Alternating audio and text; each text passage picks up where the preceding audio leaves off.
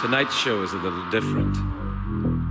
Tonight's show is about a man who's not really a man. He's a doctor, but he's not really a doctor. Like Dr. Phil, but awesome. Most people in the United States of America have not heard of him. He's just like me in that regard. Who is he? He's the doctor.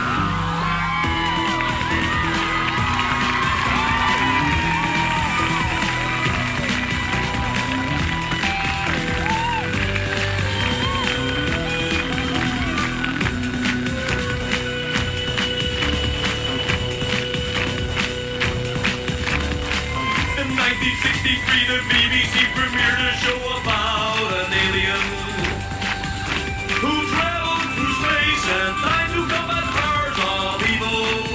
He was a force for good in an otherwise uncertain universe. You are correct in your summation of this character, my profane rabbit friend. Ooh, tell me more. The show has been running in Britain almost 50 years, with many different actors in the role of the doctor. The doctor doesn't die, he just regenerates. The crocodile alligator speaks the truth. One thing is consistent though, and this is why the show is so beloved by geeks and nerds. It's all about the triumph of intellect and romance over brute force and cynicism. Intellect and romance over brute force and cynicism. And if there is any hope for any of us in this giant explosion in which we inhabit, then surely that's it. Intellect and romance triumph over brute force and cynicism. Right, Doctor? Absolutely, Craig.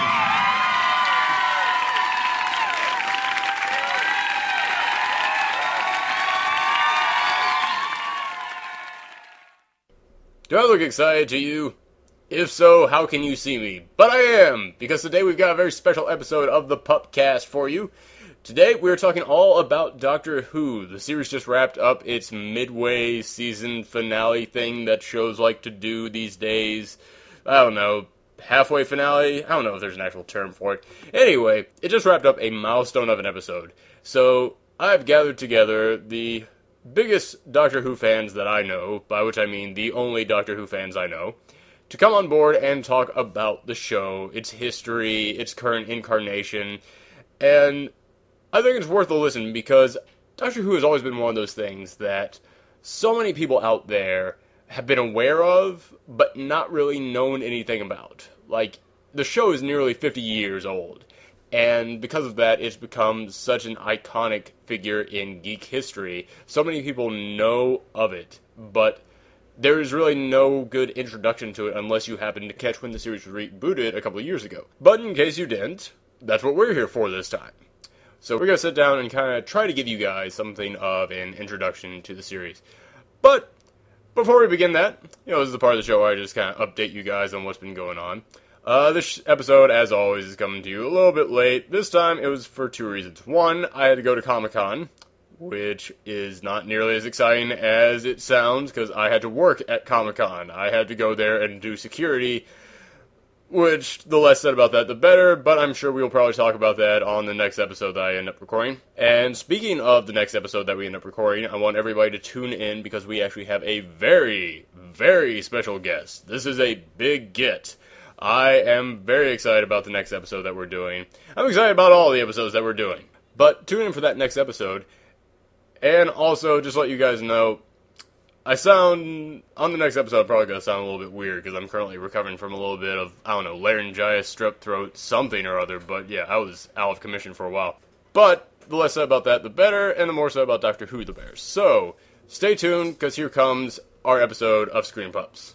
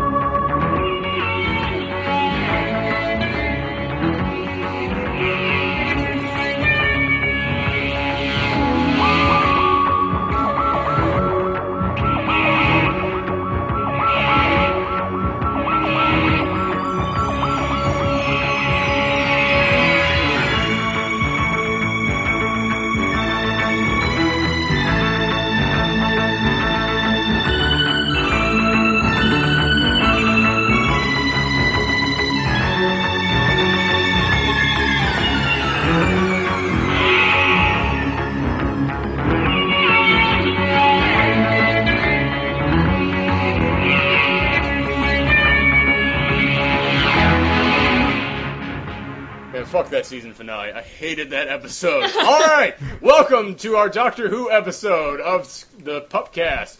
I'm Aaron. I'm Michelle. And who are you guys? Jackson. I'm Batman. Kevin. 2. Callum. Treasure Planet. Yay for inside jokes. Well, now I know what to draw for the next title card. By the way, she has now almost done with the title card for our newsroom episode. It's fucking fantastic. I love it. I can't wait. All right. Yeah, you guys can't wait. It's going to largely reflect what we mostly talked about on that show. When we get to like, tune in, this is the. Is it the reenactment? no, it's Persona. No, it's not. It's Persona. It's gonna be great when we're actually on Can I iTunes. go ahead and say it? You'll have it done by the time I'm done editing this. Yeah. So, yeah. Okay. Yeah. It's the it's dogs as the Persona characters jumping out of a TV onto the set of Newsroom. Sweet. Yes. I'm trying to Alright. type right now. But yeah, for anybody who's tuning in the first time, this is the film Pupcast, in which is. I'm sorry, but I can't say screened anymore. That's. But yeah, this is a movie podcast for movie buffs by movie buffs, and for anybody who still listens to this on screen rather than the YouTube channel, let me just say. I've mentioned before what our Twitter handles are. At the end of the show, I'll mention it again. You guys need to follow us on Twitter because a few days ago, I looked on Twitter and Jackson had tweeted, "Screened is down, oh my god, the end times are here." And it made me suddenly realize, oh my god, this podcast could go away. I mean, this entire site could go away like that, and they would never tell us.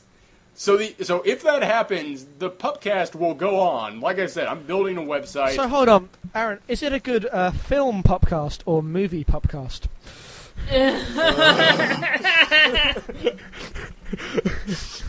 Movie film Pupcast. The movie film Pupcast from movie film puppers. Alright. God. One day, I was just walking along and I popped a movie film. Hey, let's pop a movie into the DVD. Carry on. This is the best opening ever. No, it's not. I'd be pissed, but that's so good. I can't be mad at you for that. That's perfect. Now it's the But best so the reason why I podcast. say you guys need. So the reason why you guys need to follow us on Twitter is because, Screen could go away at any time now. We are in the end days now. They are on life support and borrowing nutrition from other websites to survive. And so if that ever happens, the Pupcast will go on. It will go on our YouTube channel, and eventually I'm going to get a website built. I'm going to try and find some way to get it on iTunes. And when that happens, I'll announce it all through Twitter. So yeah, just follow one of us and you'll figure out when it actually happens. So, alright. I'm going to just start off by saying, how have you guys been? I've been good. Guys? Alright, next one. Okay. We're all in a good mood today. Yes, I've been not so good, but I'm not getting into that right now. No depression right now, so me too, but fuck that shit. movie film. If anybody's been unlucky enough to follow me on Twitter recently, I sound like a depressed Linkin Park fan.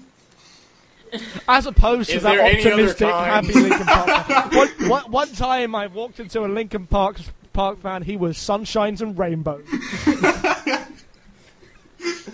Well, alright, we'll skip over that then. But yeah, I think we've all been a little bit exhausted. Next week I've got to work at Comic-Con and at my normal job, so and do one of these podcasts. Work That's gonna be at an interesting Comic-Con. weekend. Huh? New York. Work at Comic-Con. Yeah, work there. Yeah, Holy I'm shit. volunteering. You are with, living the dream, sir. No, that must be stressful as fuck. All those millions of nerds being like, oh my fucking god, I have to deal with most of these people. Is what I imagine what it's like. It's more fun because I actually have I volunteered to hand out flyers for somebody who has a booth there. So basically, they bought me a 4-day ticket for it, and they're going to pay me in addition to that. Oh, so. dude! Lucky fucking bastard. It's not bad. But yeah, I did it last year, and basically people just kept coming up to me. Like, my first job when I got here in New York was doing just that. It was standing on the street corner, handing out flyers, and it was nothing but, fuck you, ass, just over and over and over again.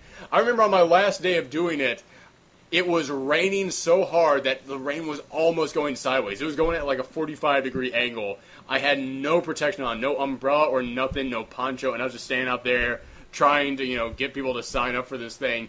And some guy in a suit and a big fancy umbrella and a briefcase come up to me and goes, "They won't give you umbrellas?" I go, "No, sir." And they go, "That sucks." And he just walks away.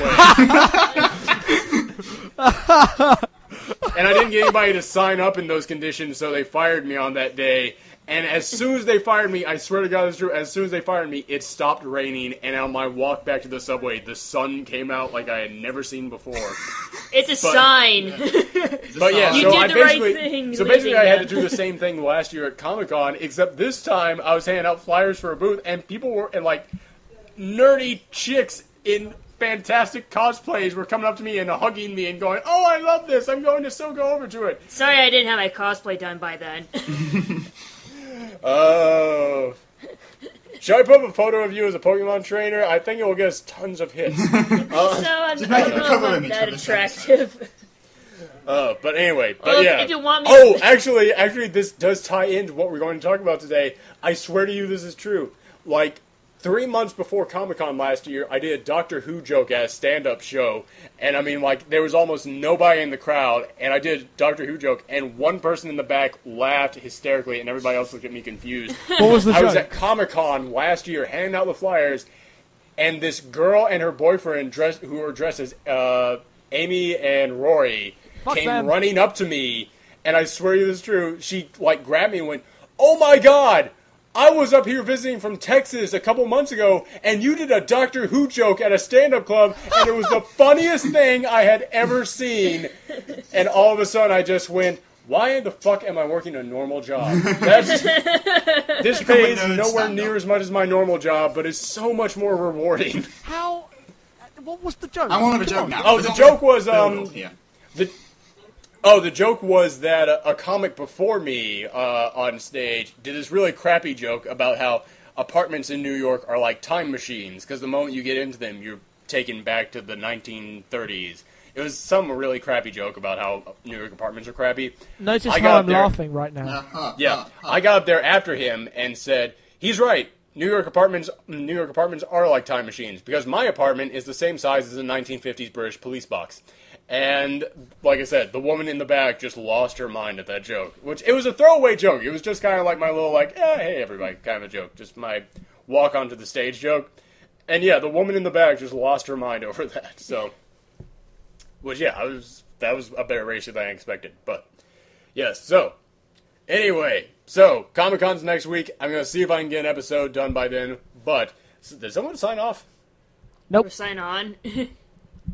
There's a problem with this call. Oh, Hold on, Callum's coming back. He's reconnecting. Don't worry. He's fine. Oh, okay. Kevin, are you still there? Alright. So, basically, Comic-Con and Doctor Who and introductions. And, hey, what else has everyone seen recently? Yeah, exactly. We'll go ahead and start that while Callum's waiting to get back in. Anybody seen any movies they want to talk about? I saw Fargo. Yeah. Oh. We'll be talking about Fargo a little bit later, because there's a news story relating to Fargo. What? There's a news story relating to Fargo. Oh, okay. Interesting. Yeah. Fargo's an awesome movie. Go watch It is. Fargo. Kevin, what about you? I saw Swath. Oh, wait, no, not that. No, I saw Snow White and the Huntsman. Cool. Yeah. How is it? It's sort of it's a mixed bag. Like, I absolutely love the visual design and the aesthetic, like the art direction, sets, cinematography, the visual effects are like all absolutely top rate, but it's just it's just not an interesting story. It's just kind of boring, sort of dull. Like, everyone was talking about, like, Charlize Theron, how she is sort of the best thing in that movie, and that's sort of true, but there are moments where she is like really quiet and like whispers, and she's like completely menacing and evil. But then there's other times where she's shouting and she sounds completely over the top. And considering she's the best thing in the movie, she's also not in the movie for almost half of it.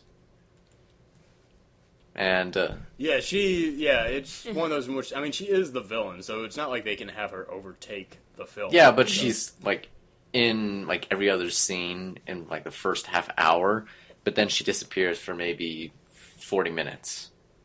Like there's just giant gap, and then when they show her again, she doesn't say anything. She just kind of just standing around, and then it cuts back to Snow White.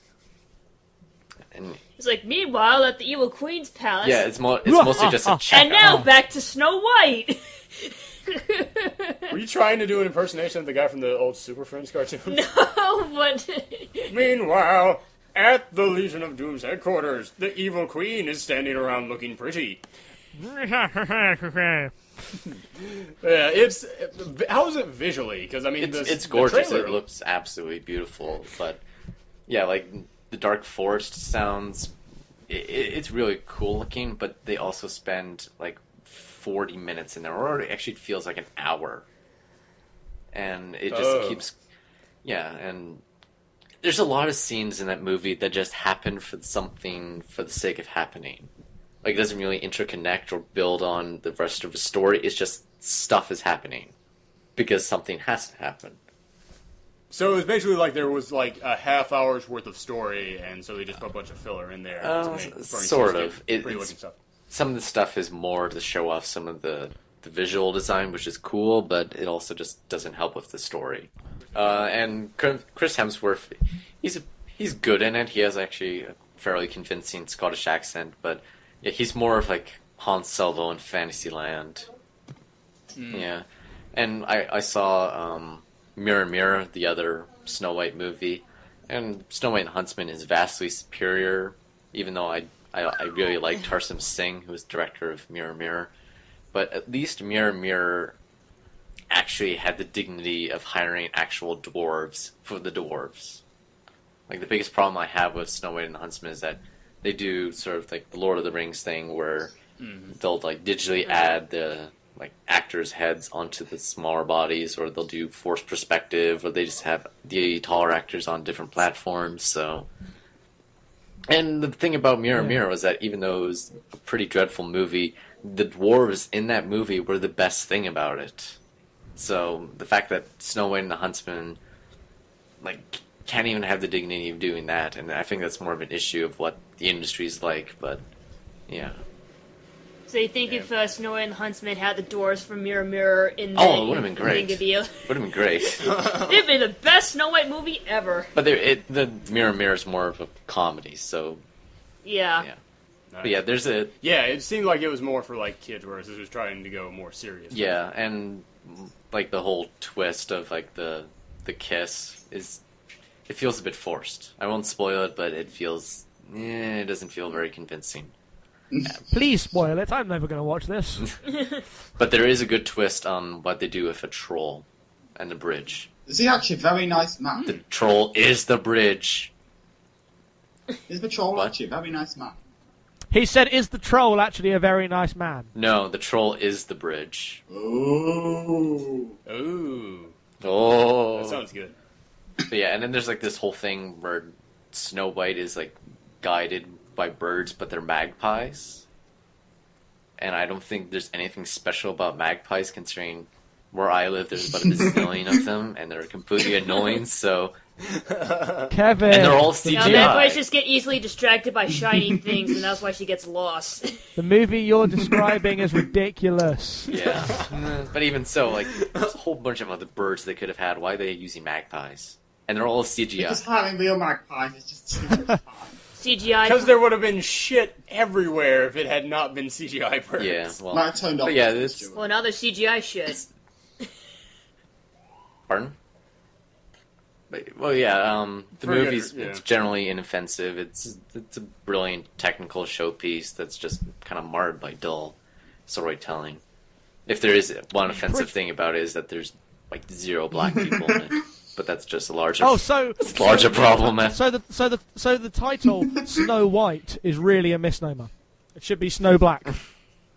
0 black people that I could see. Yeah, Snow Black. Yeah. That's just a larger problem that this Hollywood has.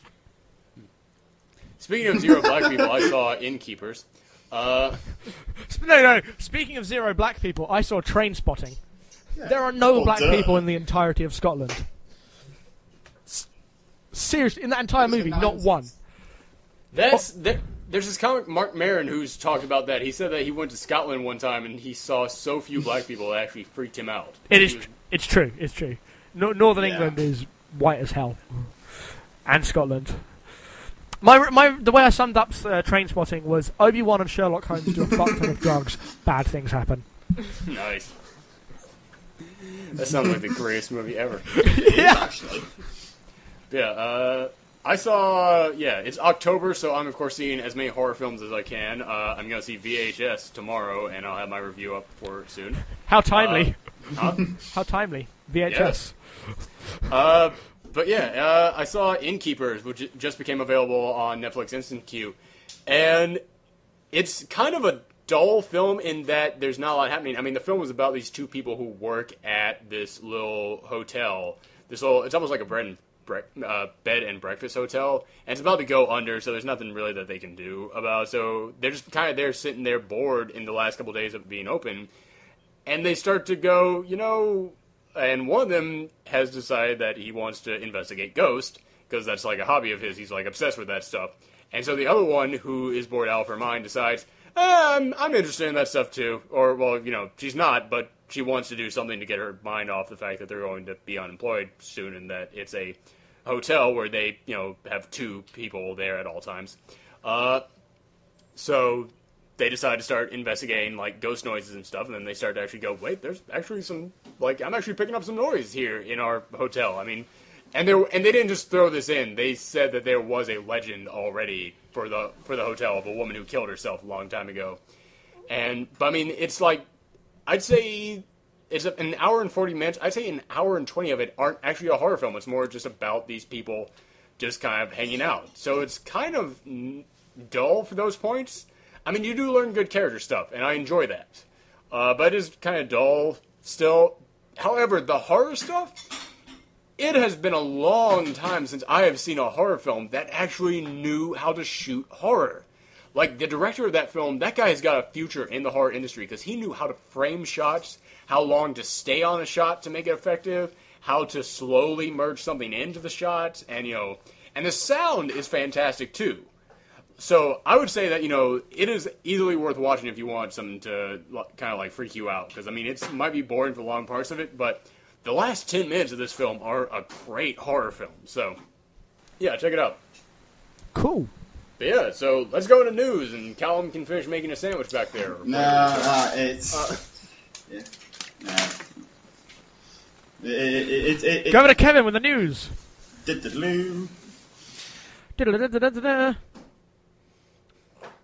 Well, this is an awkward disconnect. Oh. Kevin? Is Kevin Hold dead? on. No, it's just... Oh, he's getting up the news. He's having to somehow find the news on Treasure Planet. Oh. It'll be my life's journey to remake Treasure Planet. Treasure Planet is already a remake, right? You know Here's my pitch. We're going to remake Treasure Planet, on an island. Set it back in the 1500s with pirates. And it won't be a planet, it'll be an island in the middle of the ocean! Well, my movie will have Muppets in it.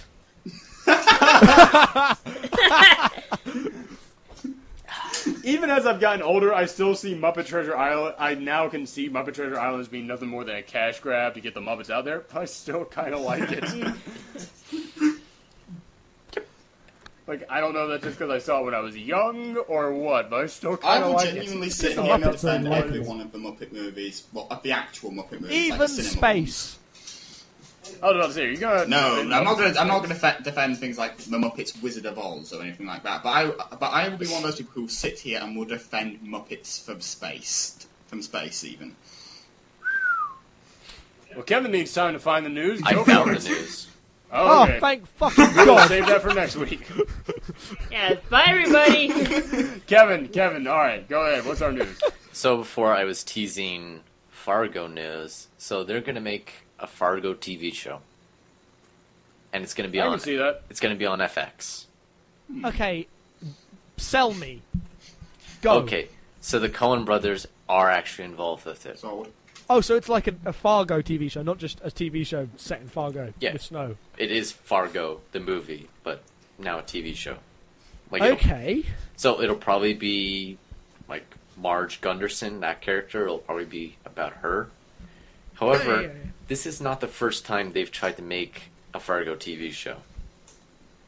Go on. In 1997, a pilot was shot. However, it was never aired, and the person who played Marge was Edie Falco. Wow.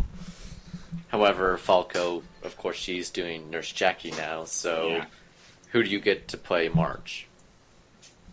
I don't know. Marge is, that film stands alone. I can't really imagine anyone else as those characters. I can throw out a name. Go on. Amy Ryan. Who? Oh, yeah? Yeah. Oh, yeah, you betcha. What accent are you trying to do there, Jackson? This the accent from Fargo. Have you not Fargo. seen the video where they've cut together? Oh, it's a minute and a half long video where all it is the people saying "yeah" in Fargo. It's one of the best videos I've ever seen. Oh yeah. Except when Oh, you have yeah, it with that's a a British good one. accent, it doesn't work. You have to be No, from it doesn't. Minnesota. I'm not from Minnesota, so. A Obviously. British person trying to do a Minnesotan accent somehow creates a Swedish accent. Well, no, Oh, the yeah. Minnesotan accent is slightly Swedish. The That's Swedish. true, it is, yeah. I mean, the people of Minnesota were basically like the Swedes who arrived here and decided to go out into the tundra of Minnesota and just multiply. So, I mean, yeah, I can understand how that accent still exists there. So yeah, it's the Coens are involved, but it sounds like the show is going to be run by Noah Hawley, who his most notable credit is working on Bones. Which I hear is a decent show. Yeah, I hear some good things I've about not it. seen it, but... Not. alright. It's All right. it's one of those things that started off good, but then because they kept dragging it out and dragging it out and dragging it out, it completely and utterly lost everything good about it. Wow. Yeah, All right. like you know when shows take so long to resolve, will they, won't they, that it eventually just becomes like, instead of being cheery or something you before, it becomes like, no, seriously, this is annoying now. No, so just get Oh, it's yeah, one of those. yeah. Wait, on that note, do any of you watch Castle? Yes. No. No. Yes, we've discussed this, Jackson. Oh yeah, we did. Castle's great. Anyway, carry on. Alright, what's our next news story? Our next news story is that Matt Reeves is now directing Dawn of the Planet of the rest of the title. Yes. Yes. How many movies can they string out of one metaphor? I don't know. Four, obviously. The trilogy, and then the pointless fourth movie. The There was beginning of the adventure, Of the rise of of the the Planet of the journey Apes. of the Planet of the Apes. To the center of the Planet of the the Apes. The Syndrome of Planet of the Apes. Wait, The isn't movie. that already a movie? Isn't it Journey into... Yeah, the second one was called Beneath the Planet of the Apes. Yes, there you go. Yeah. Crap, they've already done it. Charlton Heston had the best bit of contract negotiation ever, in which he said, "Alright, fine, I will come back and I will do a sequel, but you have to write a sequel that guarantees I will never do another one of these." So at the end of the movie, Charlton Heston destroys the plan and kills himself and everyone living on it. And they made 3 more movies after that. I loved The Rise of the Planet of the Apes, except every single thing to do with a human that was not played by John Lithgow. Because the ape section, that was phenomenal, really well written and that sort of thing, like brilliant acted. And then you go to the human side, and it's literally the most it's just evil animal testing. The guy who runs the Animal Testing Corporation could not be more evil if it turned out that he likes to club. Oh, the guy who ran that guy was paper thin. That dude was my money. Please, I can't die without my money. I run a business. I hear he likes money. But like, I have and of course, more don't forget things Draco to Malfoy. buy. Don't forget Draco Malfoy, whose entire thing was, "I hate animals because I'm a jerk." Well, that guy could actually understand some character to him, because, I mean, you just look at his dad and you're like, I know people like that. I know that relationship right there. I know. And he's just basically there just because it's a job, and his dad or his uncle gave it to him, and he just hates it. Exactly, yeah. It's like, I understood Draco Malfoy. I do love the movie, like, and especially like the first time Caesar talked. I mean, just about everything from the final act. Essentially, it was one of the most exciting things I've seen in ages. But as I lamented back in my awards of 2011, which I finished that, is that if they fix the human stuff, we will. I do firmly believe we could have a film of the year. But as it stands, it was both my nicest surprise, because of course, don't forget the trailers showed off everything, especially the international one. They showed off literally everything in order and who it happens to, except like everything happens. Other than like the subtle intricacies of the animal shelter part in the middle act, they showed all the big major plot beats in order, in full, for you to see. So I went with low expectations. This is why I don't watch. Which is why I went with low expectations. But the fact that I really enjoyed it despite that, when it was raised. And then it's also most disappointing because I know that I could have watched an utterly amazing film of the year if the human side was in the slightest bit well developed, essentially. If they fix the human side this time, I'm fairly certain I could have one of the like top 3 films of the year. Yeah, and at first when Rupert Wyatt stepped down from the project, I was immediately worried because he obviously brought a touch to that movie that made it such a great film. But I think Matt Reeves is a terrific substitute. Let Me In was a fantastic movie. Yeah, I've only seen Let the Right One In, but I hear really good things about Let Me In. So yeah, I think that is an excellent tone for that series to have. The same kind of tone that one had, that kind of dark, but with a sense of heart. Yeah, and Matt Reeves is he's only 2 other projects in his name, so like for big movies, so. Him directing more is a good thing. Yeah. Alright, so what's next? Adele's song for Skyfall was released. Anybody heard it? Yeah, it's actually pretty good. No, it's okay. It's a 60s Bond tune. It's nowhere near as good as the Chris Cornell one, which is still the best Bond theme tune. It's okay. Adele has written many better songs. It's a good throwback to older Bond. It needed a bit where she let go more. The ending needed to be more. It should have been bigger at the end. It's all way too subdued. There's no moment when I'm like, yeah, do you think this says a lot about guys. Adele, like as a singer, that basically as soon as 21 got big last year, that where everybody just goes, Adele's got to do the next Bond theme tune, hasn't she? And everybody just sort of goes, when it was announced, it was like, yeah, that's about right, really. Do you think that's Well, everyone has known for at least as soon as Adele existed that it was going to be Adele, because when she did Chasing Pavements, nobody really seemed to give a shit other than Chasing Pavements. It wasn't, of course, until 21 came out of nowhere and suddenly demonstrated this woman can do songs that everybody just started paying attention to her. Unless it was a different story in America, did she snap up immediately, or was this a sort of thing where Rolling the Deep happened and then suddenly she's the biggest thing ever? I'm getting old. I don't know who Adele is. Nice. No, I know who Adele is. I've just never really listened to any of her music. So I mean, I honestly, I just kind of eventually got to a point in my life in which I went, all right, I've got music, I've got movies, I've got video games, and I've got comic books. Music will help me get laid, but I like the other ones so much more, so I gotta drop music from the things I'm interested in. So I don't really follow music that much anymore. You're like a Pokemon, you can only learn 4 things. And then when you know something, you have to forget something else. Because I was just going to ask you lot, are Mumford & Sons actually as big in America as apparently a 600,000 copy first week sales says it is? Adele is big in America. I will give you that. Yeah, he was talking about Mumford & Sons, who are fucking abysmal. Mumford & Sons, they do fake folk music and that. I don't think they're bad. They're just inoffensive. They don't do anything. They did that song "Little Lion Boy," which is one of the worst songs ever written in my life, and makes me want to drill my eyes out with a glass Coke bottle affixed to a spoon. I just don't like. They don't do any music that particularly sticks with me. Which is kind of why I don't get the insane popularity they have. Well, Well, I know what the music I'm going to use for our breaks this week. No! God damn it, you! You will not. You will find something to do with Persona. You will find Or Treasure Planet. fucking theme tune. Or Treasure Planet.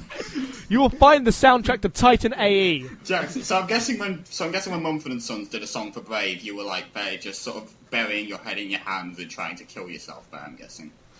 No, because I wasn't ever looking up Mumford and Son news because I don't like them. No. They apparently they did songs for Brave at some point. Anyway. They did. Next story. Yes. All right, next story. Mark Webb has been confirmed to direct the next Spider-Man movie. That's good. I thought that he did fairly decently with that. I thought that he got some stuff right, but some stuff wrong. But I think a lot of stuff they got wrong was more. I think he did the best take up the material. Yeah, it was like I think that he did as best as he could with the material. Yeah. So yeah, if they basically back off and let him have more control, I think it'll be a much better film. I'd like to see it, but the ending would have worked. It's like 500 Days of Summer. Well, the ending would have worked better in a Mass Effect game than Spider-Man, and it came off as incredibly cheesy in Spider-Man with all the stuff with the cranes. I was like, this is out of a Mass Effect fucking game. Isn't Yeah, it? and I mean, don't get me wrong, I'm a sucker for those kinds of scenes, except that But you have to have earned them. Huh? You have to have earned them. It has to be he did something that caused everyone to like him, rather than just go New York. Yeah, which I mean, I hate saying it, but I kind of do well love those go New York kind of moments. But I mean, it was more of, I mean, and also, yeah, it's like the idea was right there. The idea was right. Yeah. Because Spider-Man is New York's hero. He is the guy who knows who he is, the New York hero. So New York should kind of come to his aid. But he hadn't done enough. I agree with you. He saved a kid from falling off a bridge. He saved that one kid, and don't get me wrong, I love the hell out of that moment. That is the moment in which the Spider-Man fan in me wants to cry when he's coaching the kid to climb up. But yeah, he should have done more for the rest of New York. Like he saved that one kid. Yeah. You never knew that one kid It could have grown made up to me the president of the United States. Well, not in that 6 months. He could not have. But it made me think back to Spider-Man 2, the moment on the train where they're all just kind of looking at him. And, You gotta go through me. Huh? You gotta go through me first. Yeah, I fucking love that moment. I can't help it. That's one of my favorite moments in cinema history. And I know it should not be, but as a Spider-Man fan, I'm like, that's fucking it. They got it. Oh god. As a depressed teenager, I fucking hate those moments so much because Spider-Man is the symbolism. He's New York's hero. He's become New York's hero, but to me, he was always this is the big outcast hero. This is the guy who everyone hates at school. And then when he got all the powers, it didn't make any difference. Everyone still hates him, but he will carry on doing what he does because he's a good person. And as soon as they bring. I view it kind of as being a lot like how America is right now. How, like, you know, there's like 30% of the country that's like, oh, Obama wants gay marriage to be forced and mandatory, and he's going to take all my guns away. And then there's the rest of everybody else who just goes, no, man, that's not how it is. That's, you know, we're. But the problem is, the smart people who actually understand stuff, they never speak up. They just kind of go back to reading their paper and never say anything. So that's how I view Spider-Man, kind of. It's that, yeah, that 30% of dumbasses who hate him, they're the ones running everything. They're the ones saying everything. They're the ones speaking up and throwing stuff at his face when he's trying to save the day. But then there's that other part that just kind of like, you know, they just kind of give him a little nod and thumbs up, and it's like, that's, you know, they get it. That's how I kind of... I just wish people were more cynical. But like, I want the Spider-Man Venom arc to start with Spider-Man fucking murdering Flash Thompson. That's the Spider-Man I want. I don't think everyone else is with me on that. I think I might be alone. Maybe just a little bit. Considering the fact that the current Venom book is actually good for the first time in Venom's history, and it's because Venom is Flash Thompson, I don't want that to happen because I want that to be the Venom movie. Not the later comics Flash Thompson. I just mean like... Oh yeah, the Flash Thompson in that, but yeah. When he forgave Flash Thompson in the the new Spider-Man movie, I thought that was really unearned. I'm like, no, you should fucking hate that dude. He was an asshole to you, and he was an asshole to everyone else. And I don't think they forgave him. I think it was more of, I mean, Flash Thompson like tried to go out there and like put his hand out and kind of like go, listen, man, I've been a jerk and I'm sorry. Yeah, it was and after that's when Spidey Ben Parker died. That's when. Yeah, it was after Ben Parker died, in which Flash kind of went, "Okay, I gotta stop messing with you. I'm sorry." And Peter kind of, lashed out at him. And then at the end of the film, to me, that was very much what guys are. I mean, you can talk to any guy who's ever gotten into a fist fight with some guy who you had an argument with. After they get into the fist fight, they both kind of look at each other like, "We're cool now, don't worry." And I mean, that's how it kind of seemed to me at the end of that. Gee, if only women were like that. We hold grudges for all eternity. Why can't you boys just hate each other in private, like girls do? The thing is, I imagine Peter Parker to be one of those more darker...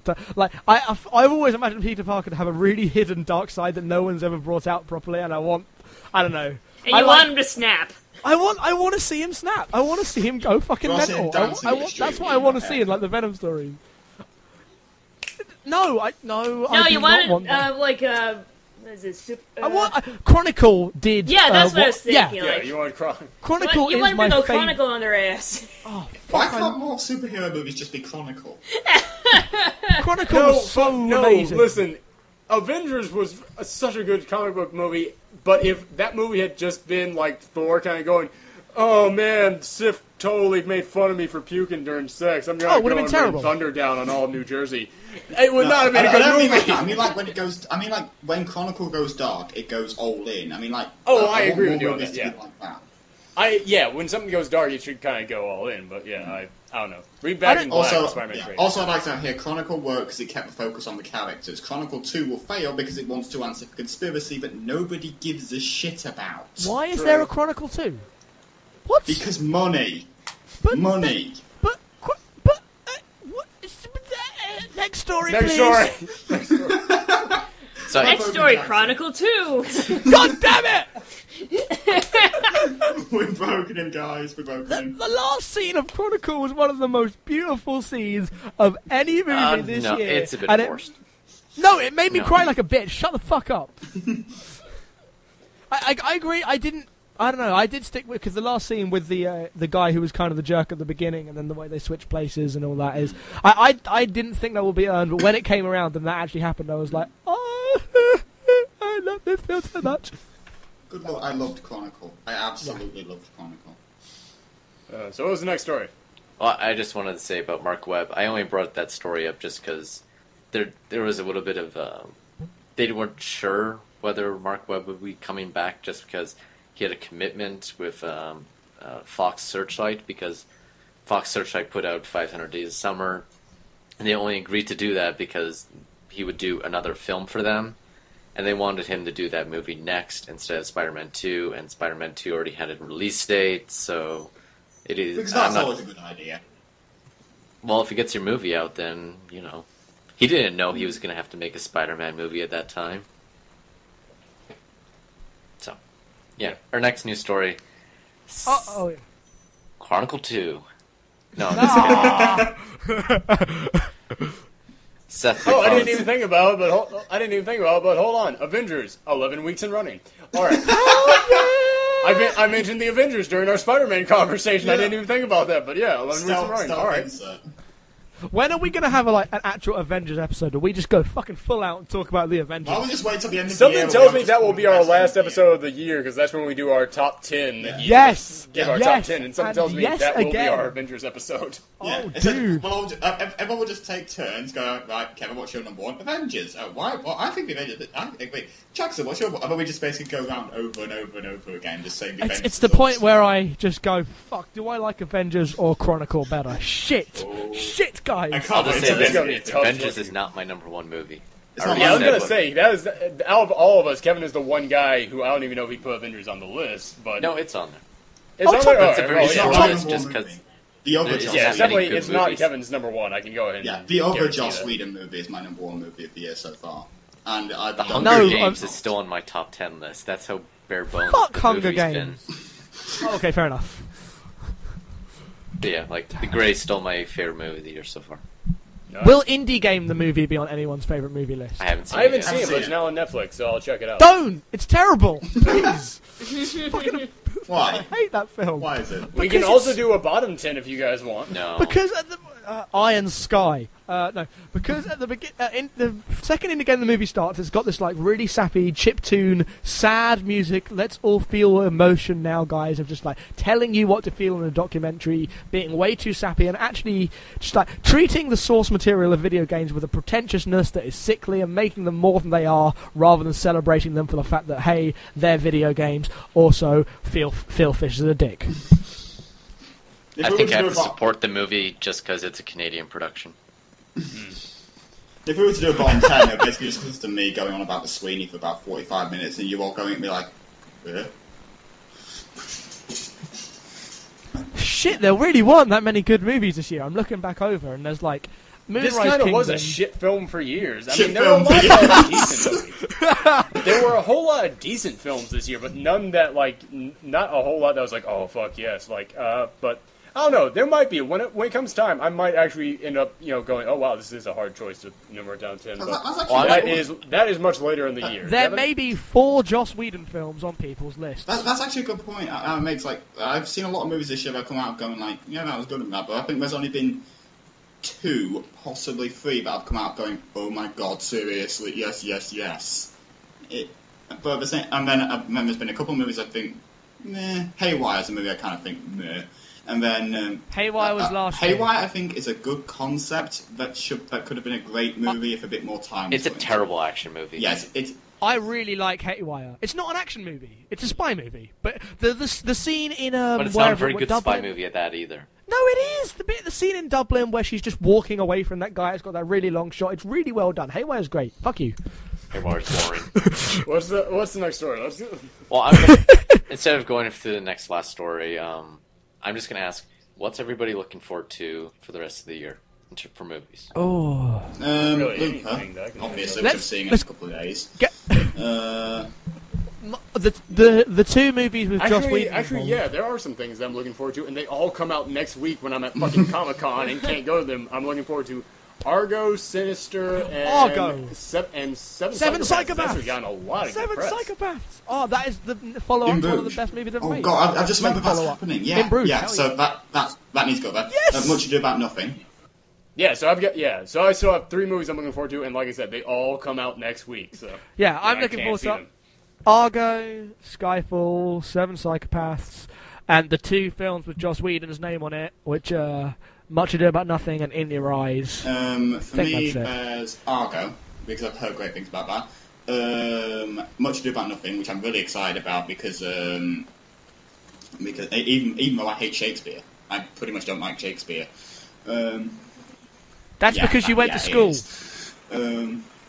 When you watch that, I guarantee you will probably Yeah. start to like Probably Shakespeare will. again. So yeah, Much Ado About Nothing. Smashed, when that comes, one with Mary Elizabeth Winstead and Aaron Yo Bitch Paul.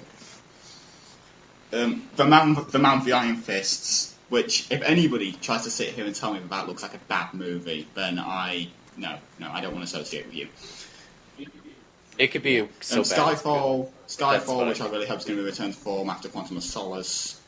End of Watch when that comes out, because I was at Eurogamer and before there was this Grid 2 developer session, they played a trailer for End of Watch, which was a movie I'd heard a bit about but I didn't know what it was about. And I watched that trailer and suddenly I was like, I want to see this movie now.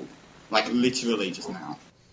I saw the trailer today, but I had my headphones in because I put my headphones in during trailers because normally I look at the floor. But I saw the trailer for End of Watch without any dialogue, and I was like, "What the fuck is this?" Yeah, so yeah, there's that, and then Pitch Perfect, then on the 21st of December. Speaking of which, by the way, terrible time to release your movie. That is 7 days after The Hobbit, 1 day after The Life of Pi, and 4 days before Christmas. Do you want your movie to bomb in the UK or what? I mean, who thought that was a good idea? Yeah. Then of course, I'm sorry, excited go on. for. No, I was just going to say I'm excited to go to a cinema and watch all the Quentin Tarantino films in a row. That Django Unchained not until 23rd of January next year here in the UK, which pisses me off. And then there's also The Hobbit, obviously. But I actually have a little movie confession to make here. I hope you don't all, judge me for this. I haven't either. I have never seen any of the Lord of the Rings movies.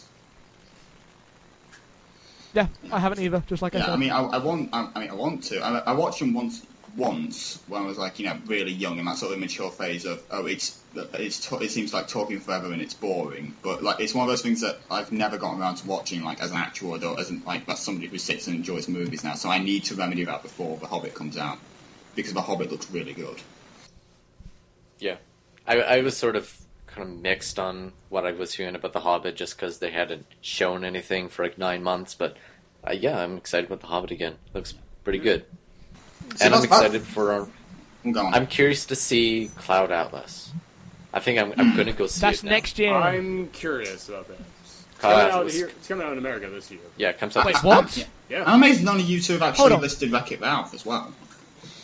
Oh shit! Yeah, Wreck-It Ralph. I was gonna say that when you got to me, if you sorry. ever got to me. Michelle. That's yes, February what are for you looking us. forward We I'm have to looking wait forward till to Wreck-It February. Ralph. to?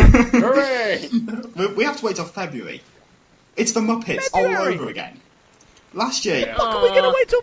yeah, you got the Muppets in November last year. We had to wait until February the 21st. It was literally the most agonising wait I have ever had. And now I have to do it again for Wreck-It Ralph, which looks fantastic. It does look fantastic. Yeah. I love that trailer. Speaking of trailers, Let's do it. Die Hard 5, motherfucker. that's right. Time for trailer talk, everybody. We're gonna go into our trailers this week, and this week we have.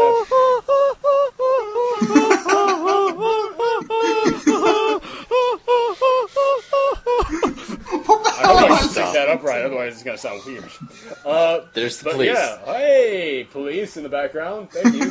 They're coming for Jackson just because he sang that song. Copyright infringement on whoever Beethoven. No, Raping that's on my idiots. side. That's on my side. They're coming for everyone on my block because I live in a crappy neighborhood. But yeah, anyway, okay, so this week on Trailer Talk, we have 2 things to talk about. Actually 3 if you guys want to talk about the Croods. The what? Anybody want to talk about the Is that new Croods? DreamWorks one? I literally Yeah. just read the article for about 20 minutes before we all came on, so... I haven't I actually, think I haven't me and actually Michelle are seen the only it, ones who saw that. but... I think Michelle and I are the only ones who saw it. I am not interested at all. Michelle? Meh. Yeah. Is it DreamWorks? Alright. That's great. basically? Good. Actually, it looks dumb for DreamWorks. DreamWorks looks Except- like it was going in the right direction, and now... Except DreamWorks it's made the Kung Fu How to Panda Train Your 2. Dragons people. Oh. And it has Nicolas Cage in it. Hell Stone. yeah! And Emma Stone. And Emma Stone. Damn it! Emma Stone as a cave, as it's... I don't know, talk about the character designs real quick, because it seemed like with all of the characters, they tried to make them look very, very caveman-like, very thuggish, and very But with Emma Stone's character, it really looked like they were trying to go, let's evolve her by like 500 years or something. Or like they tried to go, well, we still have to sell sex a little bit in this, I guess. Yes, because women always have to be pretty no matter what. Cleavage. Yeah. Is there a scene in the trailer, perchance, where she's pulled off to a cave by like the skin, by like her hair or something, perchance? Yeah, By yes. a Because I By a wouldn't put caveman that that looked like past Rory a DreamWorks little after bit. Puss in Boots joke, seriously. Yeah. But yeah, okay. But the things we're actually going to talk about this week are Die Hard. What's it called? A Good Day Look to for your- Die Hard. A Good Day to Die Hard. Well, it's based on a Star Trek line, so that's awesome. A Good Day to Die Hard. Die Hard in space. Well, that's been Oh, on God, the Enterprise. And we're Treasure talking about Planet.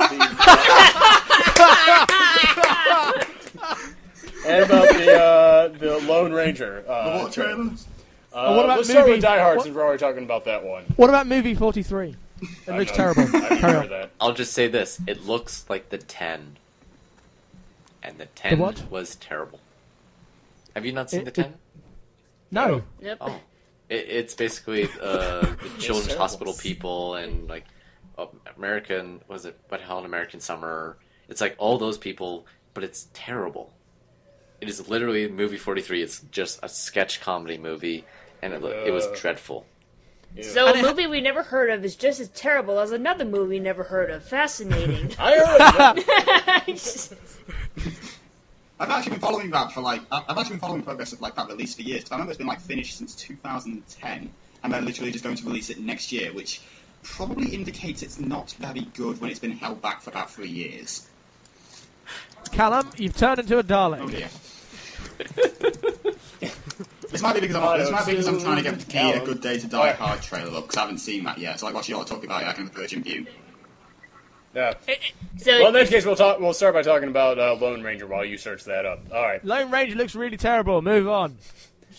everything looks really terrible. Let's move on. I did not think that Johnny Depp playing Tonto was going to be racist at all. Like, I thought we had kind of moved past that, and I didn't even give it a second thought. Until I saw this trailer, and I saw Johnny Depp as Tonto, I went, Oh, no, that's pretty kind of racist. fucking racist.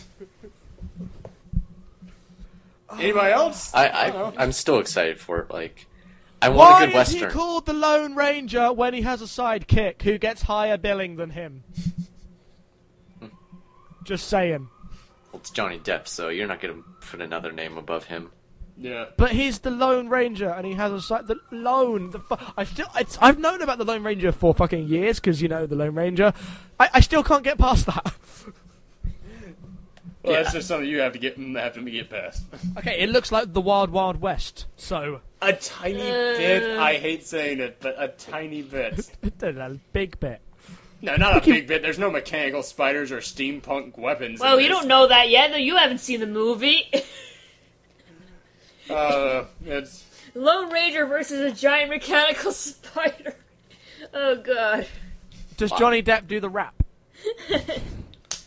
Well, I'm still The excited Wild for Lone Wild Ranger. West. I just want a good western. That's all I want. Yeah. This looks it super looks like stylized western, which if that counts. It just looks like a general Go see Rango blockbuster. if you want a good western. I was about to say that With Johnny Depp in it. That was the last good western to come out. This looks more like a stylized action film that happens to be set in the West. It doesn't. I don't know if it's going to like encompass any of like the elements of storytelling that go into a western. Probably. I'm going to go ahead and say no. No, I think there'll be western tropes in there. Yeah. And there's like a lot of practical effects going on in there, which is really nice. for James. $260 million worth of effects in there.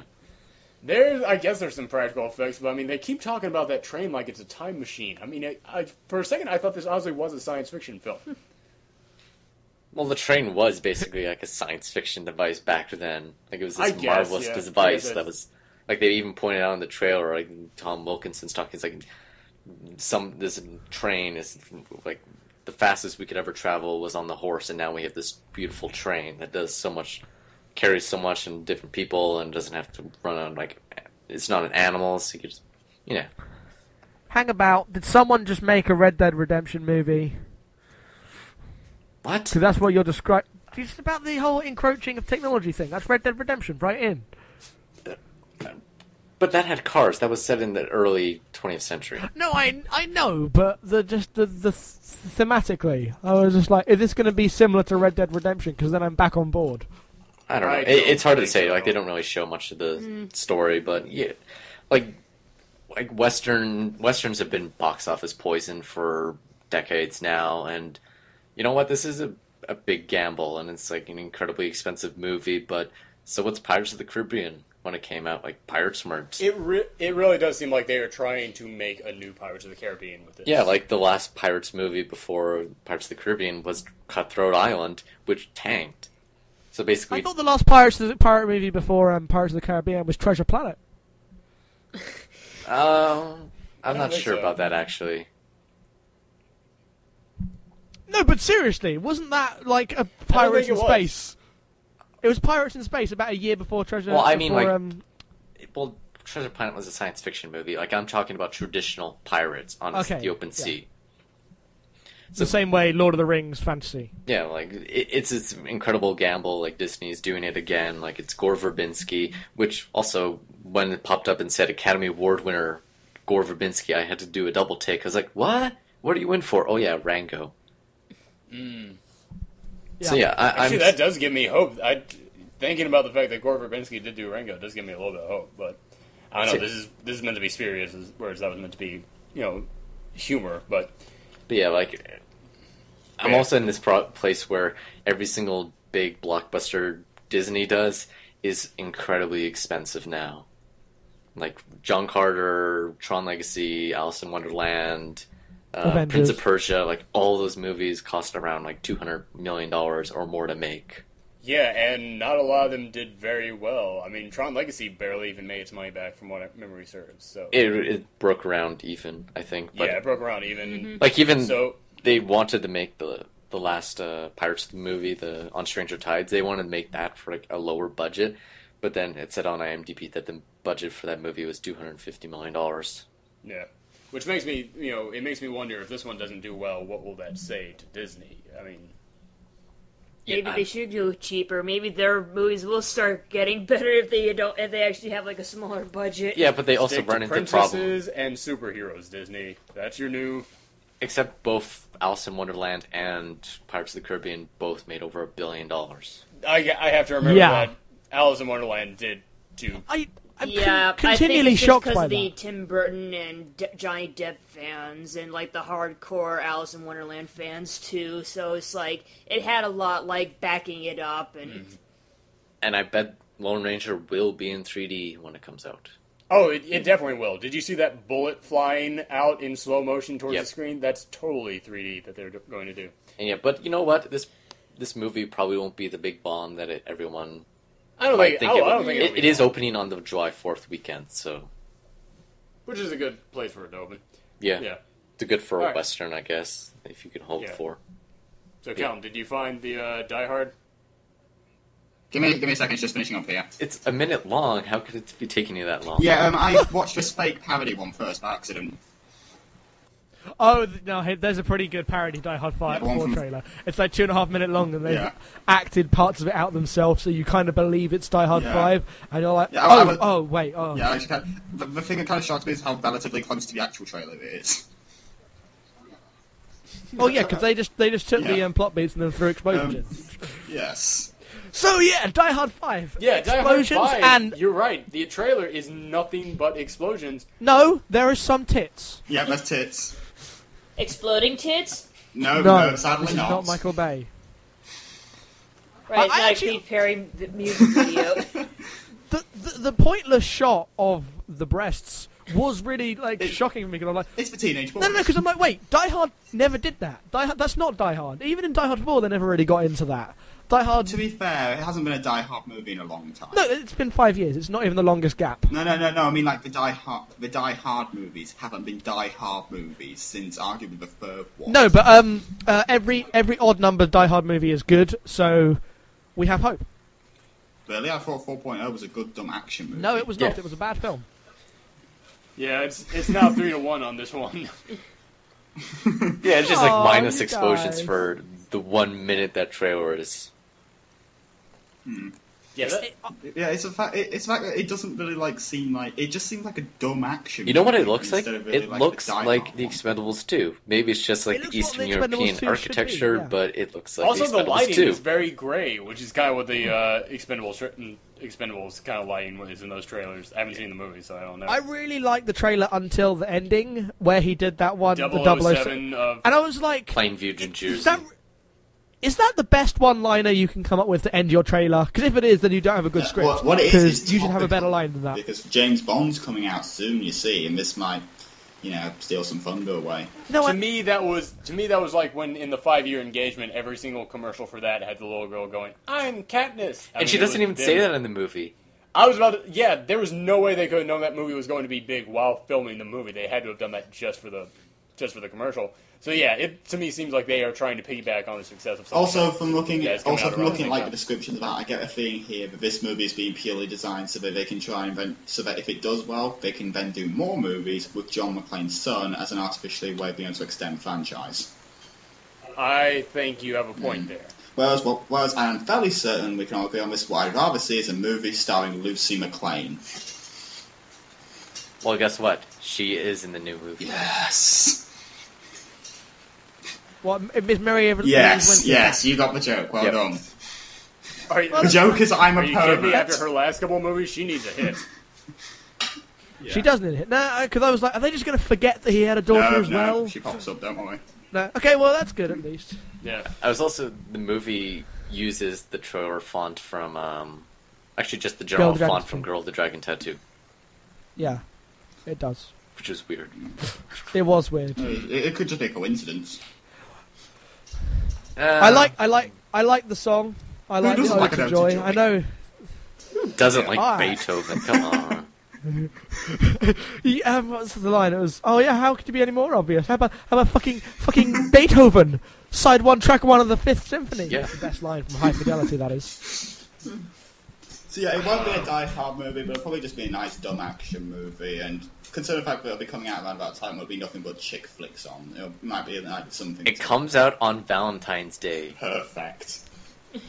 That's pretty badass. I like that. That kind of reminds me of how the original Die Hard came out.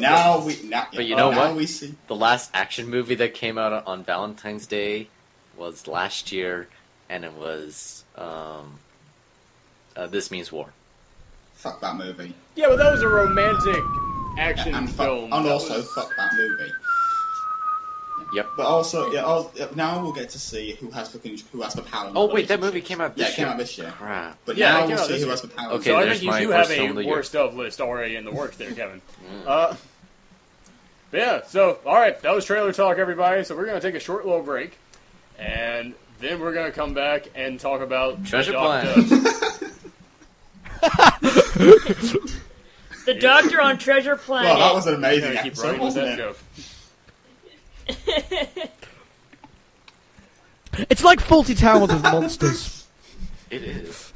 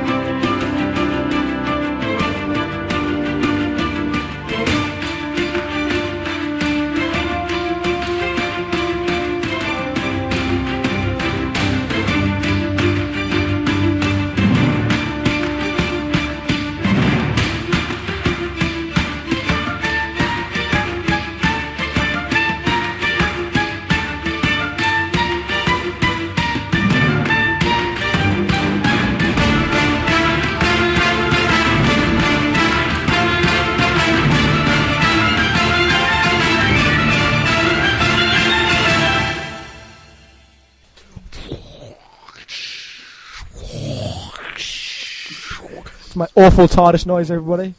We're in for the Doctor Who special now. Everyone sitting comfortably. Yes, let's all do a nice little a cappella entry of the Doctor Who music. Boom, boom, boom, boom, boom.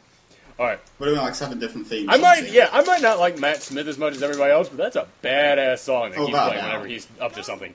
Alright, welcome back to the film movie Pupcast. Name still in the works. I like Pupcast. We gotta keep that in there somewhere. But yeah, welcome back to Cast of Pups. Cast of Pups. Alright. Welcome back to the Pupcast, and today our topic of discussion is something that has been around. It's one of the longest running television shows of all time. It's become a cultural phenomenon across Europe and now here in the States, and that is Doctor Who. Who? I don't know what I was expecting anyone else to add to that, but alright, fine. Let's start off. A lot of people might be wondering what Doctor Who is all about. God damn it! I'm trying not to make bad puns involving the word "who." I keep thinking of them. And I have to stop who myself. is he?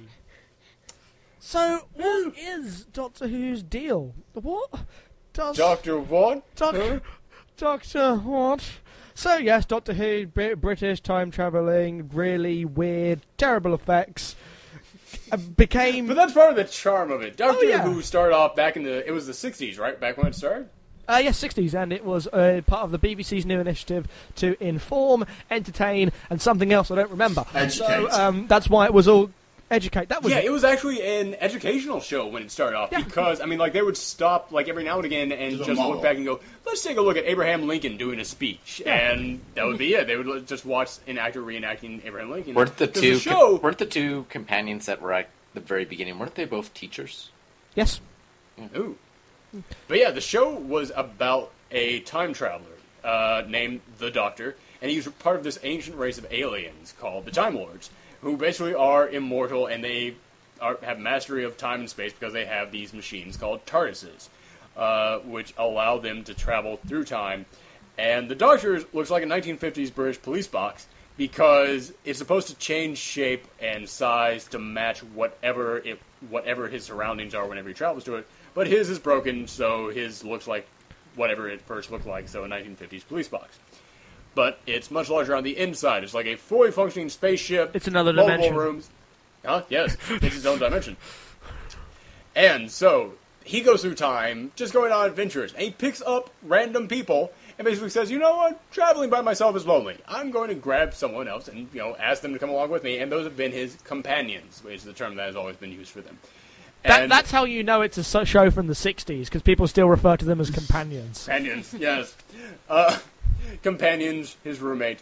But yeah, and the show, it's one of those shows that touches on a lot of, it pulls a lot of heartstrings, I'd say, because the best way that I can describe the appeal of Doctor Who is that, all those kiddie shows that you watched when you were so young, and they were all about, people are great, aren't they? We're all just wonderful things, and, the power of friendship conquers all. Imagine that, but if they remade that stuff for adults.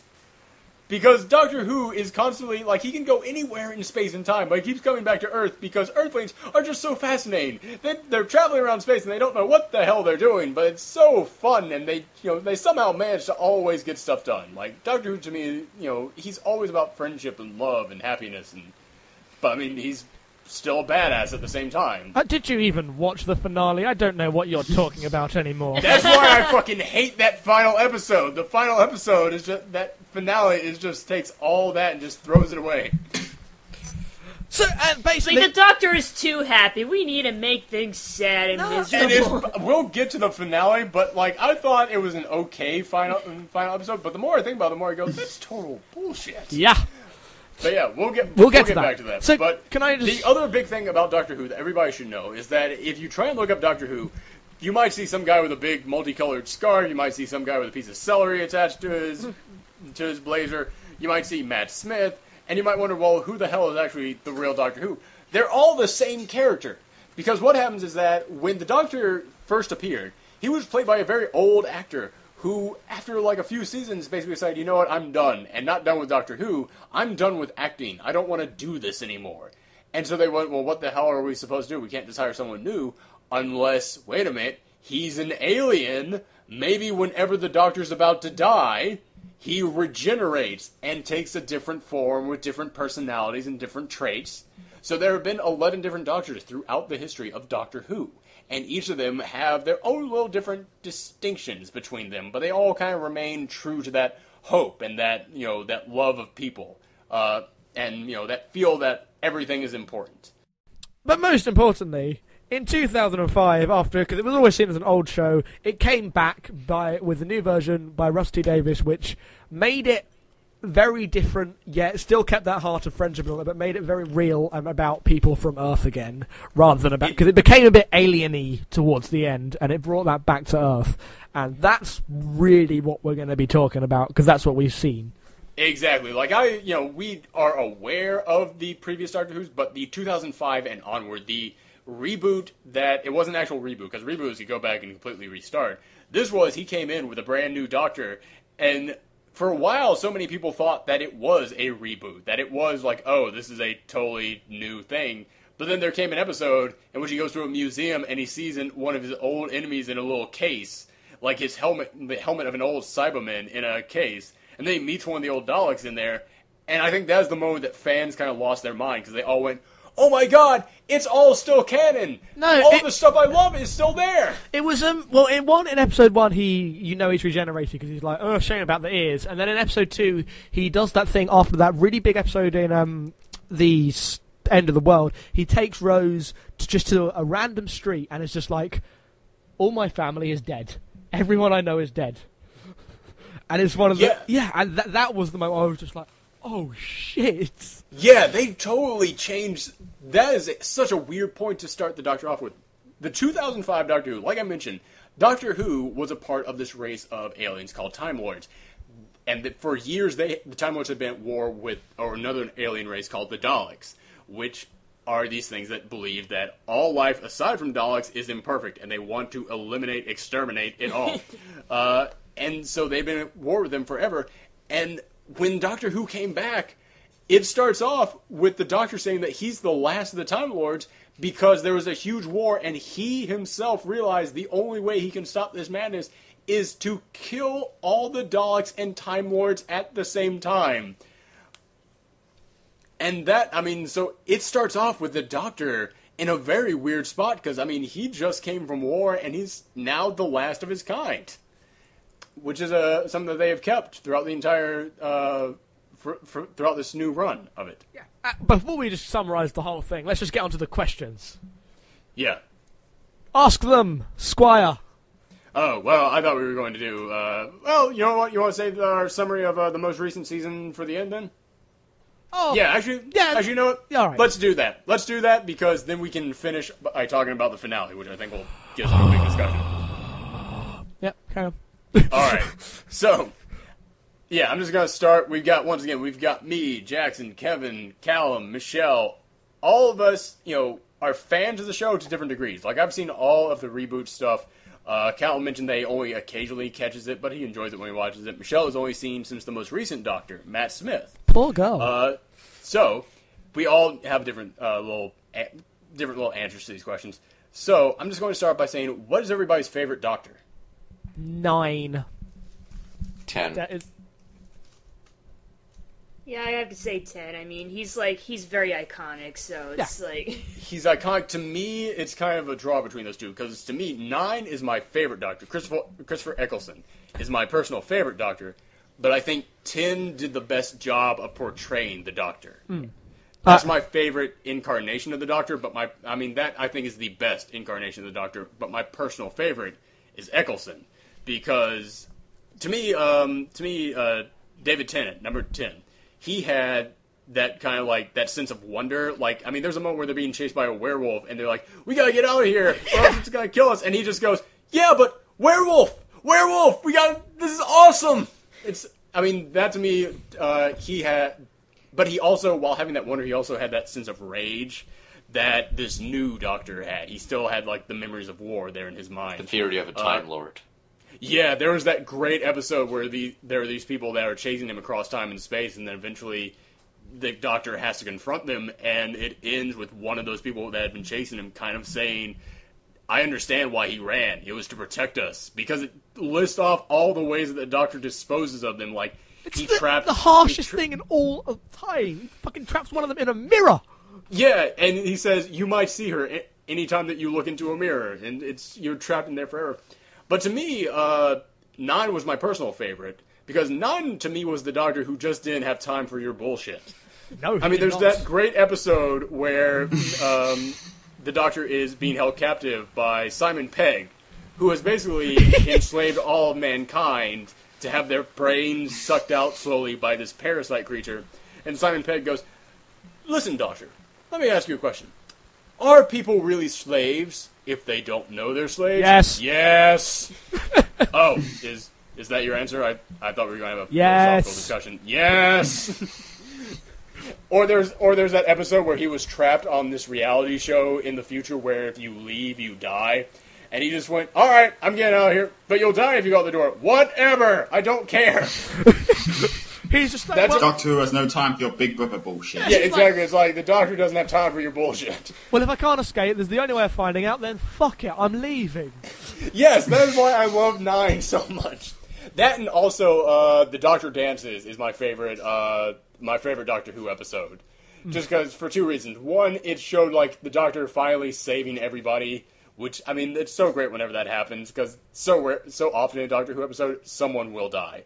It could be a Triceratops, or it could be like, an actual human being. It's generally whatever guest character they've got in that week. Exactly. It's generally whoever the guest star is that week ends up dying. But this one, he saves everybody, and he has that sense of wonder to him when he says, "This time, nobody dies." Everybody lives! But also, all the stuff with the banana just cracked me up so much in that episode.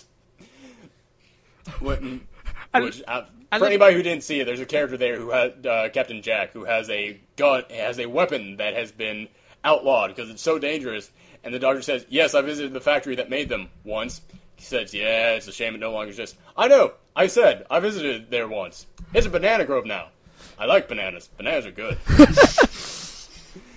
Yeah, that to me, it's like, he's so badass. But yeah, so why is it that you guys like Tin so much, Kevin? I just think at the one point where it just became Christopher Eccleston was too much of a sourpuss for me. Like, he was too... Like, I liked it when he was, like, excited about this smallest mundane thing, but then he just became, like it seemed like he was suffering from PTSD. Yeah. Kind of. That was his character, yeah. Yeah, and I think the thing that I liked about David Tennant was that he still had that complete excitement for the most mundane thing, like a piece of graphite that was floating around. Like, he thinks that's the coolest thing ever. Yeah. And I think I think David Tennant's a great actor. And I think he goes from moment to moment. Like, one moment he'll be angry, one moment he'll be, like, laughing, and then the next moment he'll be sad. And he switches that back and forth perfectly. Like, you always assume, and you always believe that he's the same person. He is the doctor, and you never think that he's, like, bipolar or anything like that. Yeah, I absolutely agree with you on that. That's why I say that even though Christopher Eccleston is my personal favorite, I think David Tennant captured the Doctor the best. I just love some of the mannerisms that David Tennant has. He's a charming man.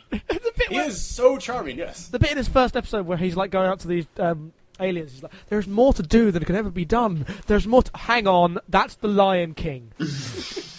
Yeah, and then after he regenerates, he's like, "Am I ginger?" Oh, I want it to be ginger. New teeth. I'll have to get used to that. Barcelona. But yeah, and also, let me throw this out there. David Tennant fought Satan. How crazy is that? That's pretty crazy.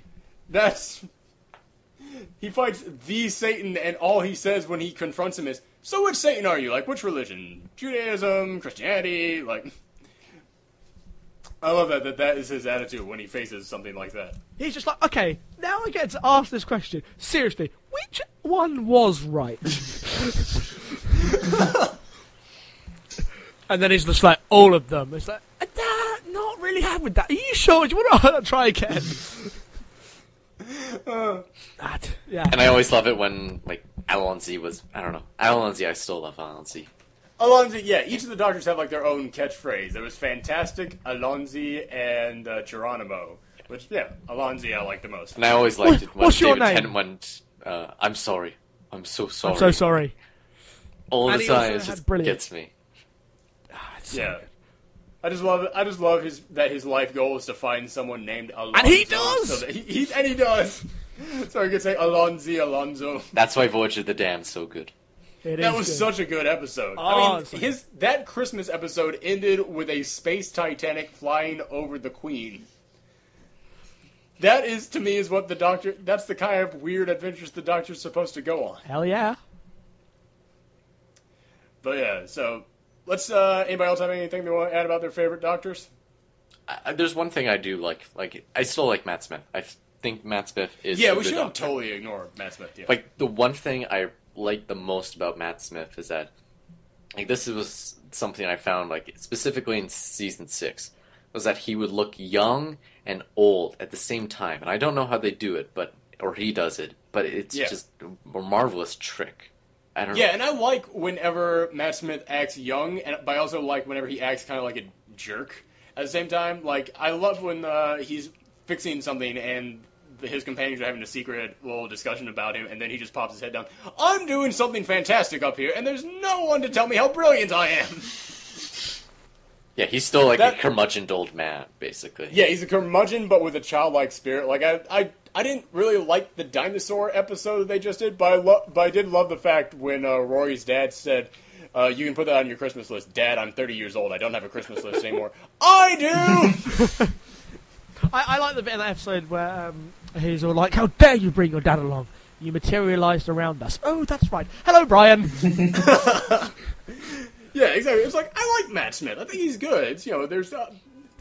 Matt Smith is not my problem with the most recent Doctor episode, so... The one issue I do have with Matt Smith is that he doesn't have gravitas. like No. Eccleston and David Tennant. There's that, yeah. He does not have that much of a presence. He is okay. I found the script really weak because Moffat himself says he doesn't like themes, which is like, fuck you, you're not a writer then. Jesus. Which is weird because I do like the themes that are in like the Moffat series. How do you consider He says yourself a that writer if you think themes are a waste of time? He says I don't write themes, I write stories, and I'm like, well, themes are part of stories.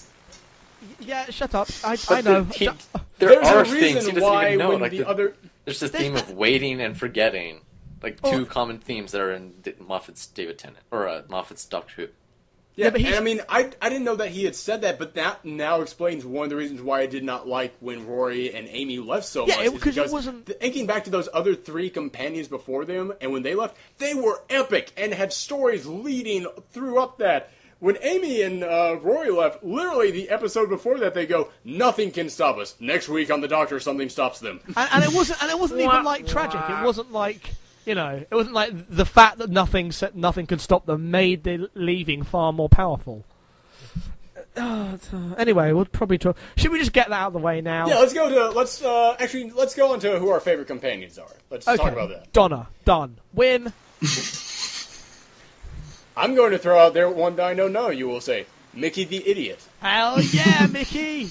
I love Mickey the Idiot, because, I mean, Mickey to me is a lot like Rory in that he was a wimp who eventually turned into a badass, except that Mickey had his girl leave him for the Doctor, and he went, well, fuck that, I'm going to be my own man.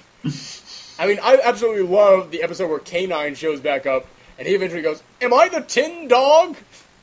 And eventually he decides, you know what, screw it, I am scared, but I'm not going to be a tin dog. I'm going to go out there. Plus, I love that Mickey was like a hacker who was helping. I love that he was like Doctor Who's IT support before he became a companion. Yeah, in that missing year where he found out everything about the Doctor, he was like, no, check it out, I have got this on you. And you're like, Mickey is no fucking idiot. Yeah, exactly. Mickey found his nuts in that year. He became a man in that year. And I love seeing that. I love seeing Rory go from being a wuss to being a man, but with that, I was more like, I'm going to be a man because I love Amy so much. This was like, my girlfriend dumped me. Fuck this. I'm going to be a man, and I'm going to go out there and kick ass. Everything changed for Mickey once he got eaten by a garbage bin. Yes. But yeah, we'll talk more about context there. Just Mickey when he was eaten by a garbage bin. And that was only everything on Doctor Who is ridiculous when taken out of context. And think about it, that was only 25 minutes into the first episode. We were already introducing concepts like, yeah, he got eaten by a garbage bin and got turned into a plastic man. Yes. I can almost guarantee somebody else has to say Donna, so we'll get back to Donna in a second, but anybody else want to throw someone out? Yeah, who's everybody else's favorite? I like Jim Hawkins. My favorite episode was when we went to Treasure Planet. God damn it. Aaron, are you a fan of all these constant Treasure Planet references? Are you finding them that they actually get funnier the more that they're said? I think they're getting funnier every time. They're never losing their impact. I can't stop laughing. Alright, Kellen needs time to breathe. Kellen, what was your favorite companion? I know she's not really a official companion, but I really like River Song. I know they sort of went overboard with the whole like who is River Song, but I still really like River Song. I really love the idea behind River Song, but yeah, once again, it's kind of like their whole romance, like how they're going in opposite directions, is completely tragic. I like that too. But like, how much except that they just kind of don't they just kind of stop that? I mean, now they are. I mean, now they're no longer going in opposite directions. She's getting more and more, like I think, closer to the time where she dies, where she goes to the library. Because in that last episode, she says she's professor. We've already seen like her first the first time that she ever meets the Doctor was with let's kill Hitler. Well, So yeah, they did that, and now I don't know if it's going in any particular order anymore. Well, no, but she said she's almost a professor, so she's getting older. So like there were points where it was backwards, and then sometimes it's forwards. It's basically whatever Moffat wants it to be at any I was point. going to say, 'cause this whole timeline Yeah, seems weird. It's like, how much longer to make Remember, he doesn't like themes, and that includes consistency. Yeah, basically. I thought that the finale completely destroyed River's character 100% and made her fucking abysmal. And it was all because of that one scene with the wrist. And it was like she was introduced as basically an equal, or even something in that situation because she had knowledge, he didn't. She was introduced as a superior and equal to the Doctor. And then in this episode, she's like, "Oh, break your own wrist if he shouts at you. Never let him see you hurt." And you're like, "Fuck you! That is an abusive relationship." Well, she's still human. That's the thing. And she will get older, and she will die. Yeah, but she doesn't have to hide that. That scene really bothered me. But it's still part of the whole thing that they were saying in the episodes that the Doctor hates endings. So seeing people get hurt means closer and closer that it means that more companions will start leaving. Because that's when it gets serious, that's when the companions leave. It does. Yeah. Anyway. Yeah, so River Song, Calvin and Michelle, you guys have both pretty much only seen Amy and Rory. No, I've seen the episodes from, like, ever since it came back in, like, intermittent things, so... Oh, okay. I'm kind of not sure what to say here, because I imagine if I say the wrong thing, you'll all dogpile. Like, for example, I would say Rose. I'm sure some people would dogpile me about how apparently she was awful when she returned, or whatever. Well, yeah, I like Rose. I liked Rose, then it didn't become all about Rose. And that's what I had everyone's problems opinion with. on Martha? She's a great character, terrible actress. She's pretty. I love the idea behind her, but once again, I think they kind of like screwed her up a little bit. They didn't screw her up, but they didn't use her enough in the right way, because I love the idea that the Doctor has an actual doctor as a companion. They should have done a lot with that. Like, they've done a lot with Rory being a nurse. I think. They take a guess at introduced as a doctor and then kind of forgot that she was a doctor for just about the entire run. Yeah, exactly. Like, to me, they should have had her being a doctor on that show. I mean, the only time which I actually saw her be a doctor is when she had to restart the Doctor's hearts. The only time I saw her be a doctor was when she popped up for 3 episodes on Torchwood, which I don't think counts, to be honest. Yeah. I don't count it. So I'm also going to throw this out. I really like Idris. Idris? The TARDIS in the game. Oh, yeah. The TARDIS is great. The TARDIS is either the TARDIS or Brian is the best character from the new series. Wilf. We're forgetting Wilf. Oh, no, we're not forgetting. I meant new series. I will never forget Wilf. Yeah. Wilf was so good. I just love the idea that, David Tennant kind of summed it up in which he said, I've had, monsters and aliens and Time Lords chase after me, and yet you, an old guy, is the one who actually found me. And then he's like, "Oh, I was just waiting for you." And he's like, "No, you don't understand. You found me, Wilf. You have no idea how impressive that is." Oh, dude, the Wilf, that is heartbreak. The Wilf thing is unbelievably I tolerate the Donna stuff just because there's Wilf there. Like, at the end of the season 4, like, when Donna got, I thought it was sort of tragic what happened to Donna, but I still didn't really care. But then it was like Wilf saying, I'll still look up into the sky every single night for you. That just broke my heart. Yeah. Oh, dude, yeah. Yeah, and I really liked Donna, because Donna to me changed the most out of, aside from Mickey and Rory, I'd say Donna changed the most out of any of the companions. Like, she started off as just being kind of like this, this go nowhere, tired of life, like a lot of the companions are, but also she was Catherine Tate, essentially. She started off as an annoying person. Yeah. Yeah, before this friend left you, did she punch you in the face? Yeah, but it was her entire backstory was I'm in my wedding dress. It was basically just her complaining constantly. But she actually went out there and found the Doctor. Like, she actually all these other people just kind of ran into him. She ran into him and said, "No, I don't want to go with you." But then she returned to normal life and went, "Oh, fuck, I should have taken that chance." And so she actually went out there and found the Doctor. I love that about her.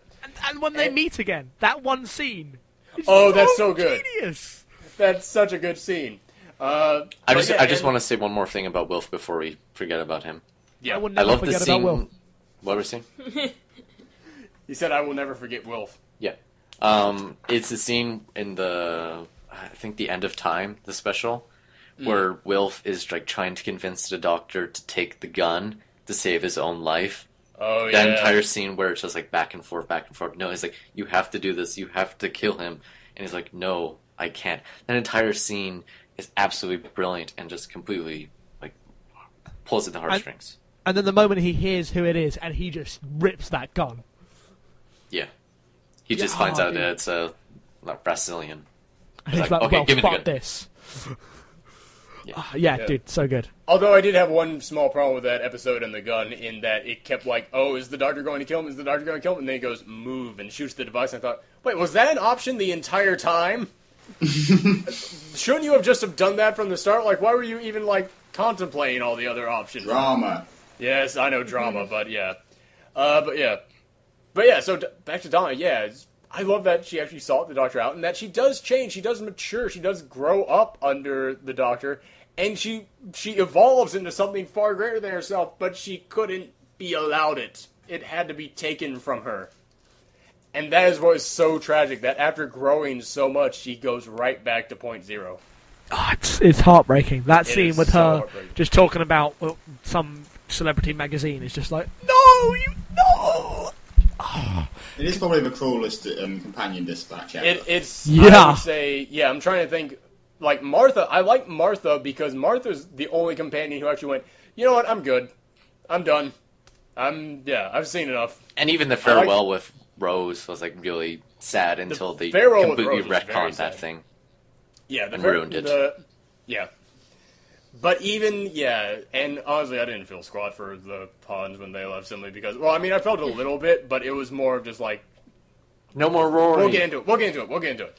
But, yeah, so I would say either Rose or Donna, but, yeah, between those two, I gotta go with Donna being the sadder one. Easily. Yeah. Yeah. Watching I the cried. episode Silence in a Library is quite sad now. Oh, yes. Especially what happens with River. Yeah. But yeah, I'll start with, alright, so next up, favorite either monster, alien race, enemy, favorite X category. Favorite thing that the Doctor has had to go up against. I really like. I know this is actually in the newer series, but I really did like when he went up against himself, evil version of himself. The in Ganger the version. No, in the Dream Lord. Oh, the Dream Lord. Oh, okay, never mind. I really want to see the Dream Lord reappear. Same. Yeah. I think that there's a lot you could do with that. Because because I was like, that's clearly him, and it was really well handled, and it was just like And it was Toby deriding Jones, everyone. who's awesome. Toby Jones is great. Oh, Toby Jones is great. Let's see. For me, it is a real close race between the Cybermen and the Master. But The Cybermen? Isn't that what it is? I thought that's what it was. I thought it was CYBA men. No, what? No, Cybermen. Oh, Cybermen. All right. Yeah, just Cybermen. Cybermen.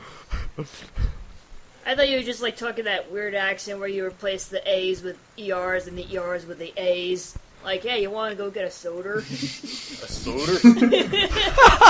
It's What Cyberman. accent is that? I don't know. It's like I had a teacher Soda? in like high school that talked like that. I'm like, really? What Soda? the fuck is wrong with you? It was like Canada.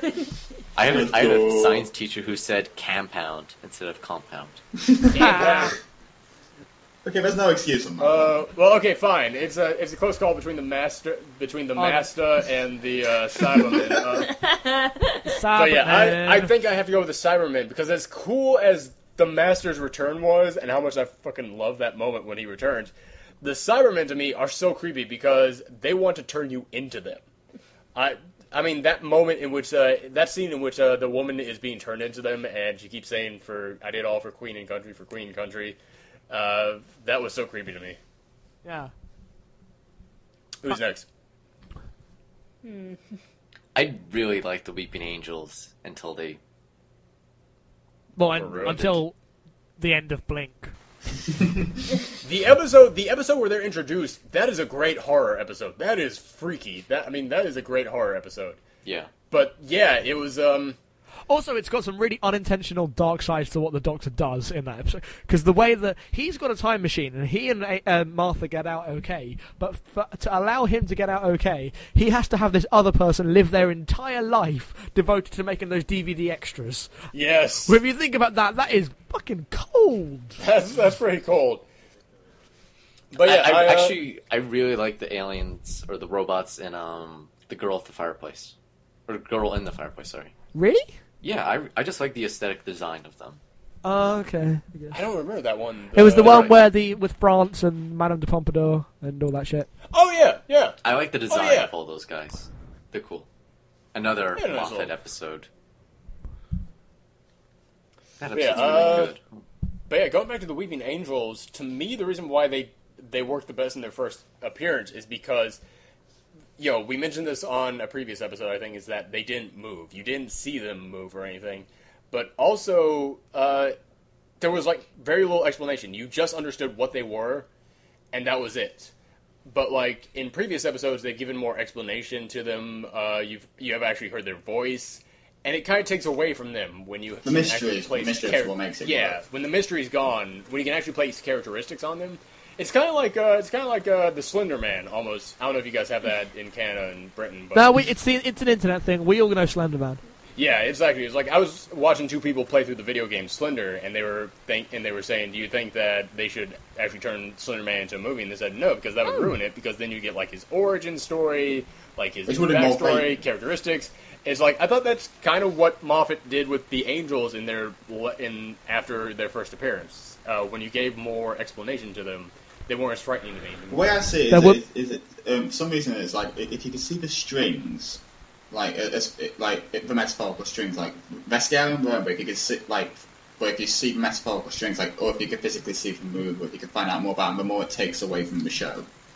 Yeah, exactly. I think that's right. Yeah. All right. I think the Vashta Narada are the most cost-effective Doctor Who villain. Oh, who are they? Shadows. Oh! In the library episode. In the library episode, yeah. Actually, I think they're the most cost-effective because they're the enemy from Midnight is the most cost-effective. Oh. I think his dog just went crazy. Yeah, was that your dog, or were you talking to somebody? Were you fighting one of the evil aliens we were mentioning, or? Has the creature from Midnight knocked on your door or something? Hello? Hello? Sorry about that, it's cats. Oh, cats, okay. Understandable. Yeah. They love to get on keyboards.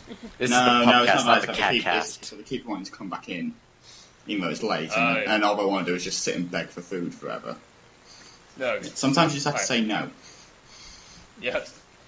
But yeah, alright, Michelle, Callum, you guys got a favorite opponent, antagonist, I guess? I can talk on yours, because the first time that I saw the Cybermen was in that two-parter, the first two-parter it came out, that cliffhanger where they're all surrounded, and the first time it cuts off there. Yeah, and then, because I remember what I sort of caught that, and then I caught the second episode, because that was one of those things of this two-part, I'm going to sit down and check out what's happened. They even showed a previous one leading up to that part. So the credits finished, and I remember as soon as the credits finished, the cliffhanger was resolved because the Doctor just raises the sonic screwdriver, fires it, and then runs away. For some reason that always sticks out in my mind. I think even at the time I sort of thought that as a bit of, that's an anticlimax, all right. You made me wait a week for that. Yeah, and then also... I watched it on Netflix back to back, so it wasn't like I had to wait. Yeah, but also apparently it was even the first actual cliffhanger. That's something where the Doctor Matt was in danger since it came back, apparently. And then no, it was the episode with the Doctor dances, and then all the children. And people I remember reading. And then he just stops them by saying, "Go to your room." Another reason why I love Christopher Eccleston. He has the power of a god, and I just told him to go to his room. Yeah, there's that, and then also the Master, and this is especially notable because we had to study this a section of it for our media studies exam in the UK. Fun. I remember watching it, the first two episodes of the trilogy, because it's technically a trilogy of episodes of Master, when we brought him back, build him up as this big villain, this huge, famous, unstoppable thing. And then the third one, they do that again. And then, because this second we had to watch over and over, in the end, the Master's basically brought down thanks to magic. like this entire time, it's brought up as this big. I do. It's this big the evil ending villain. of season 3. Yeah, it's this big evil villain that can't. The ending be of defeated. season 3 is weak. As this big evil villain that can't be defeated, and then magic solves it. I think, and it was like, it's not noticeable at first, but then because we had to watch the segment like 5 times anyway, because that's how media studies exams work, it then became noticeable, this was an ending that was pulled out of their arse. Is this the season 3? It's Peter Pan, I believe in fairies. Yeah, the only end... Well, so I mean, it's bad. kind of, that's what the Doctor is. Like I said, it's about the human spirit, and about hope. I get so what he to was me, doing. it was like the Master set up a device that allows basically his evil. This sounds almost like a Care Bears episode, but it's like the Doctor set up something that allows his evil intentions to spread throughout the world and basically make everybody succumb to him. But then Martha spreading hope through the name of the Doctor across the world caused everyone to have hope, and through his own machine was able to power up the Doctor. So I mean, to me, it was kind of like saying, it does look like magic. I'm not going to deny it. But I mean, it was basically like saying, hope wins out in the end, which is kind of. We'll know there is. It felt like a massive anticlimax there, and especially like I've just sat here talking about it reminded me of the ending of Buffy season 3, when of course you have the mayor built up as this massive unstoppable juggernaut who's then filled up. Oi! Yeah. Oi! What? Oi! I haven't seen Buffy season 3. Well, bad things happen. Well, look forward to the mayor being a puss. Yeah. I will note how after that, the section when he refuses to regenerate is that I liked. Oh, dude, that's that so saves cold. the entire section there. But yeah, you have to admit that was a good. I do, and because the ending of that season, it felt like an arse pull, but it clearly wasn't an arse pull, because obviously when he was writing that is what Russell T Davies wanted to do. He wanted to show that the Master has a weapon to control fear, but you can backfire that with hope and all that shit. And then that one moment where he obviously refuses to regenerate, I was crying like a bitch in that episode, because Jesus Christ. And then they ruin that scene because they bring back the Master with magic. I haven't. I don't know if I told you. I don't understand that. I had an idea for season 5, for an alternate season 5 in my head that would have explained all that and made it actually mean something. Why you'd be able to bring him back with magic? Go on. It's clearly because the beat in his head was the Time Lords making him have to exist. Yeah. Then he has to always be alive, because that beat always has to exist, so you can easily bring him back, because the Master has to be alive. And then you would deal with the fallout of the Master realising he's just a pointless individual who doesn't exist for anything but someone else's will, which makes him an even more powerful villain. And it would be in a whole episode of whole season of mind games. But they didn't hire me. Can't imagine why. You can always write fan fiction. I'm good. I'm good. I did like. I think the main reason I like Masters because I really like John Sims' absolute 100% go for broke ham and cheese performance. Up until that last bit of it, so just like the way that essentially when he's on screen, he seems desperate. He seems like he desperately just wants to eat as much scenery as humanly possible. Yeah. Because of the gas. But especially for the sequence at the end, when he brings Martha in front of him, and he says things like Neil, and then just like the ridiculously tiny way he says 200,000 ships, which is just. I do. For some reason, I like my villains like that. Imposing, but at the same time, hammy. Yeah. John Sims really good, especially when he's singing that song. Mm-hmm. I get the sun. Yep. John Sims fantastic in most everything, though. True that. Have you Americans watched Life on Mars? We had it, but it was only on air for a little bit. No, I mean the British one, not the American one, not the rubbish American one. Right. I love the ending for the American version is insane. It's one of the most retarded things in the world. It's hilarious. Michelle, you got a favorite antagonist? I like the Siren or Cybermen. Yeah. All right. That's surprising, because over here people were really just like, Cybermen was such a letdown. No one's really got fond memories for the Cybermen, so that is actually really surprising that you're both big Cybermen people. Yeah. I don't know, is that an American thing or just... I don't know, our fear of technology, I don't know. I don't know, maybe it is because, the Cybermen, to me, it is just that idea that you turn into them. They Loss of don't take personality. you. Yeah, exactly. They take everything out of you and just leave you a shell that would just data in your mind. It's a terrifying concept. What But yeah, Star, it's like, Star I can Trek understand. Stars But yeah, content? I'm shocked nobody said the Daleks, but Well, I just think that'd be like too Overused. obvious, I guess, or just. also they Plus, I think, lost their impact. I think even when Moffat said, like, when he was retiring and that, but it's now gotten to the point where instead of fearing them, it's that sort of, oh, here they are, now they're going to lose. Because because they're brought back so often and so frequently, like, it's kind of a point that they're not really that scary anymore. I absolutely agree with that because when the first time when they show back up and it's like, oh, guess what, we escaped and we survived, it was a big thing. Then all of a sudden they find a way to escape and survive that, and then they find a way to escape and survive that, and then it just kind of becomes like, it's in comic books it's called the Venom syndrome. I see like a Benny Hill chase. In comic books it's called the Venom syndrome. It's when you have a really badass villain, and because it's so badass, everybody wants to see him. But because they're the villain, they're not allowed to live, so they're not allowed to win. So basically, what you did is you took a really badass villain and you just turned them into the guy that keeps showing up just to get his ass kicked over and over again. I'd like to note, this is why Moriarty works in the Sherlock Holmes books. Because he appears twice and that's it. Which means he never got a chance to have that whole villain decay sort of thing. Yeah. Sorry, that was a tangent. You can go. But I would like to say that even though there is big diminishing returns on the Daleks, I think if they had cut out the season 3 appearance of the Daleks, they would have actually been fairly well handled because they appeared twice in season 1, once really surprisingly at the end of series 2, and season 3 was the pointless one. But when they appeared in the end of series 4, you were like, it is on. Oh, I love them at the end of season 4. I'm sorry, but we're dead. Yeah, I'm on the opposite side of that. I just think Davies ran the Daleks into the ground. It's like, oh, here's the big catastrophe, and who's behind it? The Daleks. But at least he didn't do the iPod Daleks. No, the Power Ranger Daleks. Come on. In the papers up here, Matt, they kept referring to as iPod Daleks for some reason. Why? It's not even witty. Mm. Right, well, hey, it's a newspaper. It's a tabloid newspaper. What do you expect? Stop reading the tabloid newspapers. Oh, I don't anymore. Okay, yes. So next, yeah. But yeah, all right. So yeah, last thing before we discuss the season, anybody have a favorite moment from the run of Doctor Who? I have many. Can we just sit and let Jackson someone talk else about that? No, someone else go first. All right, I'll go first. My favorite is when they're in the library. David Tennant, Donna Noble, and basically there's this race of like living shadows in this.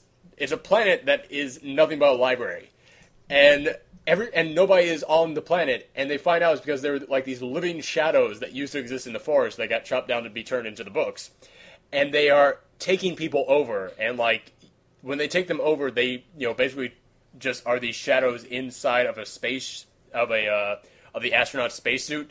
So it's basically like the Doctor being chased by a astronaut spacesuit with a skull inside. Very cheap effect, but effective. And then you have to stay in the light, and one by one, every single person in his party gets picked off until it's just him, and he says, listen, I can save all the people that got taken away by this. I can bring them back, and if you let me do this, then we'll leave, we'll give you this plant, it'll be all yours, you'll never have to see us again, just let me save these people. And they say, why on earth, and they say, why on earth should we, help you? And he says, oh, why should you do that? I'm the Doctor, we're in a library, look me up. And then the monster just pauses for like 5 seconds, and then goes, you have 5 minutes, and then falls, and then leaves. That is who the Doctor is. The Doctor can outsmart anybody, but he doesn't have to. But the Doctor is such a badass, but he never shows it. Just but the moment you look at his reputation, reputation, monsters into absolute into yeah, exactly. He doesn't have to prove he's a badass. He just has to tell them who he is. Yeah. Yeah. Anybody else got a favorite moment? Yes, I do. When he brings Van Gogh to the present and shows him what a huge impact his paintings has on present day, because tears all over my face. Especially if you're an artist like me, you kind of feel like, oh, my artwork is shit. Like no one's gonna care about it. It's like, and then it's like, you don't realize how it's like you don't realize how important your work and dedication is, especially if you like put your heart and soul into it. It's like if you put your heart and soul into it, it's definitely going to make a huge impact. So just keep at it. It's Yeah. Oh man, that one took everything out of me, man. Who's next? I have Kevin? a few. Go. I really like the moment at the very end of Girl in the Fireplace, where the doctor shows up at the very last minute, and then he finds out that she had just passed away. It's just completely heartbreaking moment. I like the moment with Wilf and the doctor that I just mentioned before. I don't know. I really like the scene where in the Big Bang, where Rory's there and he said, "So the universe just ended. That just happened." And then the doctor just shows up with a mop and fez on the top of his head. It's like, okay, you have to do this, and this, and this, and this. It's That just was a good the one. look on Rory's face is just absolutely priceless.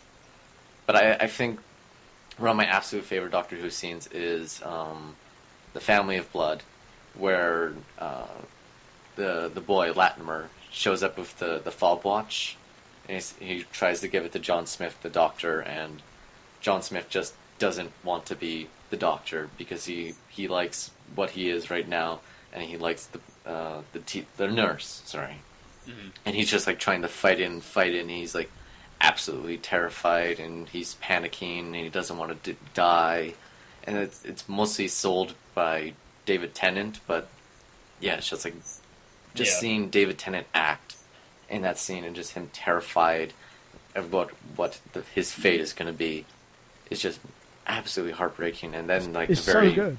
Yeah. and then the rest of the episode where they go forth in time, and then it's the boy after like World War One, how he saves his friend, and he's there Oh, at I the forgot ceremony, that moment. and then there's like the building of the music, dude. and then the prayer for Remembrance Day, and then the boy that was back then, he's an old man in a wheelchair, and he looks over to the side and he sees Doctor and Martha putting on poppies. It's just absolutely heartbreaking, I love considering that. my grandfather was a veteran. Yeah. Yeah. So. Alright.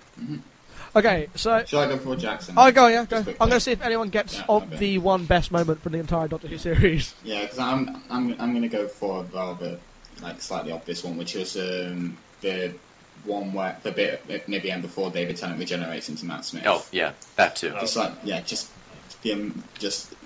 incredible. I don't want to go. That's it. Yeah, that line. It's that line. Yeah.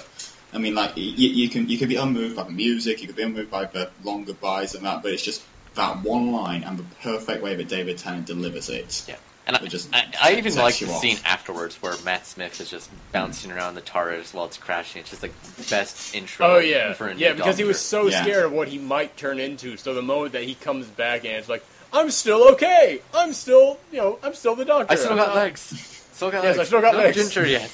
Yes. And then his very last line is That like, was- we're crashing, and Yeah. then it's Geronimo. I was like, Yeah, that is a Yes. good moment. Yeah. Yeah. No, the David Tennant bit will be the best, and it just proves that he is amazing. And he is starring in a Christmas movie this year. Is this really the best use of David Tennant's talent? No, he's gonna be on a new TV show where he's playing a spy in like the Oh, is he? 1700s. I can't remember the name of it, but yeah. I still don't I didn't know understand that. why David Tennant didn't carry the torch in the Oh Olympics. god, that's so. I That's, wanted it so much. I was just sitting there going, "Come on, Yeah. do it! You have to." Yeah. I mean, the way they actually did the torch was genius, but come on. I was just shocked that there was barely anything Doctor Who related. Me I too. know, it's like you have One like, TARDIS noise. You have an army of Mary Poppins fighting off a giant Voldemort. Why wouldn't With you have James any? Bond and Because we're apparently still stuck in the 70s. well, then Doctor Who would be still popular. It would be. Yeah, Doctor Who has been popular for all that time. Come on, guys. The girl Yes, in but the not in America. ceremony got transferred back in time. How is Oh. that not an easy way to get the TARDIS in there? Yeah.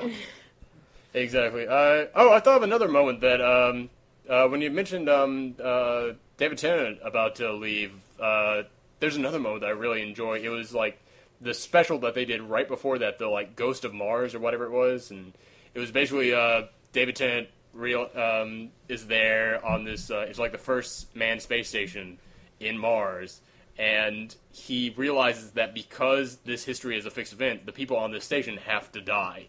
He can't affect it, because if he does, then History will go different. Then history will completely change, and he can't do that. So he has to walk away while these people are fending for their lives, and they're about to die, and he doesn't know what to do, and he's just walking away while they're dying. And then all of a sudden he just goes, you know what, screw this, and he goes back and he gives this big speech about, I'm the last Time Lord, I decide what time it is. And still in the end it turns out that he was wrong and he can't change time. But Well, still, he can, but it wasn't that he couldn't change it, but it was that whatever her name was decided that it was more important. right. It's a That great was- moment in a terrible episode. That is, no. It's not a bad episode. It's just, but it is a great moment, yeah. Yeah. Also, my favorite Doctor line of all time did belong to Matt Smith when someone said, I'm not important. He said, not important? Well, isn't that amazing? You know, in 900 years of living, I've never met anyone that wasn't important. That to me kind of sums up what Doctor Who is supposed to be about. Yeah, But I love that line too. that is a great line. But alright, Jackson. Okay, well, the number 3 is obviously it's the first scene with the Dalek and the Doctor in Dalek. Not the you would make a good Dalek, but the first one where he realizes this Dalek is broken and he's just like goading him and yelling at him and starts like electrocuting him, and they have to take the Doctor out because this is who he is scared of, and it's just like, oh God, that is raw. And I love that. I love that episode so much. So the second one is just the moment that Wilf does his 4 knocks. Yeah. Yeah. And you're just like, oh no. And then that entire scene where he just rails on Wilf, and then he's like, but that's not I me. can do so much. But this is what I do. This is who I am. And if it had to be anyone, Wilf, I'm so happy it was you. And he's just like, and it's just tragic and really heartbreaking. And you're just like, which I think actually compares to the finale quite a lot, because he tried to do the same thing with the, oh yeah, we're okay, we're not. But it was no. No. It couldn't even compare to that moment with Wilf, which was just one of the like, they shouldn't have confirmed that David Tennant was leaving, because if we didn't know that he was going to leave, then that moment with Wilf would have just been so much. It was so good, or bad. You know what I mean? Yeah. And the best one, which I right now said yet, is the ending of Bad Wolf, where Rose is on the spaceship and the Doctor and the Daleks are talking to him, and the Doctor's like, No. "It's like, you will do what we say. We have your associate." And he's just like, "No. What is the meaning of this? No. It means no. Because this is what I'm going to do. I'm going to rescue her. I'm going to save Rose Tyler from the middle of the Dalek fleet. And then I'm going to save the Earth. And then, just to finish off, I'm going to wipe every last stinking Dalek out of the sky." And then it's like... That's a great moment. It was just like, it's probably the best inspirational speech in a series full of inspirational moments like that. And it was like, yeah, you are. It is on. It was the single best cliffhanger of the entire series. I do like the scene in Turn Left, where even though it's a Donna moment, where she has like all the gear on, and then she's saying like, I can change the future, and Rose is like, I'm gonna live, right? And then Rose just like stares at her and is like, oh God, am I gonna die? Do I have to die? I like that moment. Yeah. Alright, so let's finish this up by talking about the most recent season of Doctor Who. Which, well, it's only at the halfway point, but we're talking about now because at its mid-season finale, Amy and Rory, the two most recent companions, met their end and left the Doctor thanks to the Angels. And the Angels, let's explain the Angels to anybody who doesn't know. The Angels they look like statues, except they're actually an alien race that is incredibly fast. Insanely fast. So fast you can't really there's no way of catching them or stopping them, except that they turn to stone whenever anything looks at them. So basically, if you're looking at an angel and you blink, the angel will be 5 feet closer to you when you open your eyes back up from blinking. And if it touches you, it sends you back in time where you have to live to death. It sends you back in time and you have to live out your life back in whatever time it sends you to. And it feeds off any energy of what you would have lived. It feeds off the life that you would have had if you had stayed there. So basically, the Doctor... So... That's why we're talking about this one. in which Amy and Rory met their match at the Angels. But what do you guys think about the rest of the season so far leading up to it? I thought Asylum of the Daleks was very weak. It suffered hugely from the bringing back all the Daleks all the time. They didn't feel... It was like, what's special about these Daleks? He killed them just as easily. And then it was like he went into the special chamber full of the named Daleks who were the worst. And they weren't even scarier. They were all just standard Daleks. Yeah. And then the way it was sold... I didn't like whatever her name was, Oswin, because she was a woman written by Stephen Moffat in that very stereotypical way. And it was just getting on my nerves. It was a very good twist that she was in the episode. I was like, whoa, wait, she's in the episode? I was like, what? I thought she was going to be in the Christmas episode. Nope, she's in this one. It was a good twist, and also the Dalek twist was a good twist in concept, even though it made no sense that 2 seasons ago the Daleks remade themselves so they wouldn't be impure anymore, and then they make a deliberately impure thing because it was better than Daleks, even though they believe nothing. It's an interesting idea where the Daleks are asking for the Doctor's help. Yeah. Yeah. Yeah, I like the new girl because she's a sexy, sassy British lady. So what's not to like? Because I'm Canadian, and there's not many of those here. Yeah. Anyone else? Episode 1? I didn't think it was too bad, but yeah, once again, the Daleks have just kind of gotten old. But yeah, I did like that twist. What's the episode after that? What was the second episode? Wait, no. What about all that? Remember that entire episode with the bullshit about Amy and Rory splitting up? Oh, I totally forgot that. Yeah. That was hinted in at the Life. preludes thing they had. Yeah. Yeah. Which had one of my favourite lines. Rory's not wrong about him loving Amy more, though he says it in a complete jerk way. Yeah. Even though Rory waited 2,000 years, which isn't... I'm not saying that means that Amy loves her less, but what the evidence is that then Amy tried to make out with the Doctor on her own infinite wedding night. Yeah. So... And Rory got eliminated from existence, Amy forgot him, and then when in the episode the Pandorica opens where he saves Amy from the Saiba man, and he just takes off his helmet and is like, oh god, it's Amy, and she doesn't know that it's Rory at all. And it's just the look on Rory's face is just complete heartbreak. It's like, what's going on? It's Amy, and she doesn't know me. So. Yeah. No. Yeah. What was the second season? What was the second episode? Dinosaurs on a spaceship. Dinosaurs in space. Much like Let's Kill Hitler, it was a title that far outweighed the episode's quality. It was a fun idea and didn't really do much with them. But I did like the squabbling robots. I didn't. What? Really? Yeah, I just thought they were too childish. Yeah. They reminded me of the droids in Revenge of the Sith. Yeah. But that episode did give us Brian, so. Brian is excellent.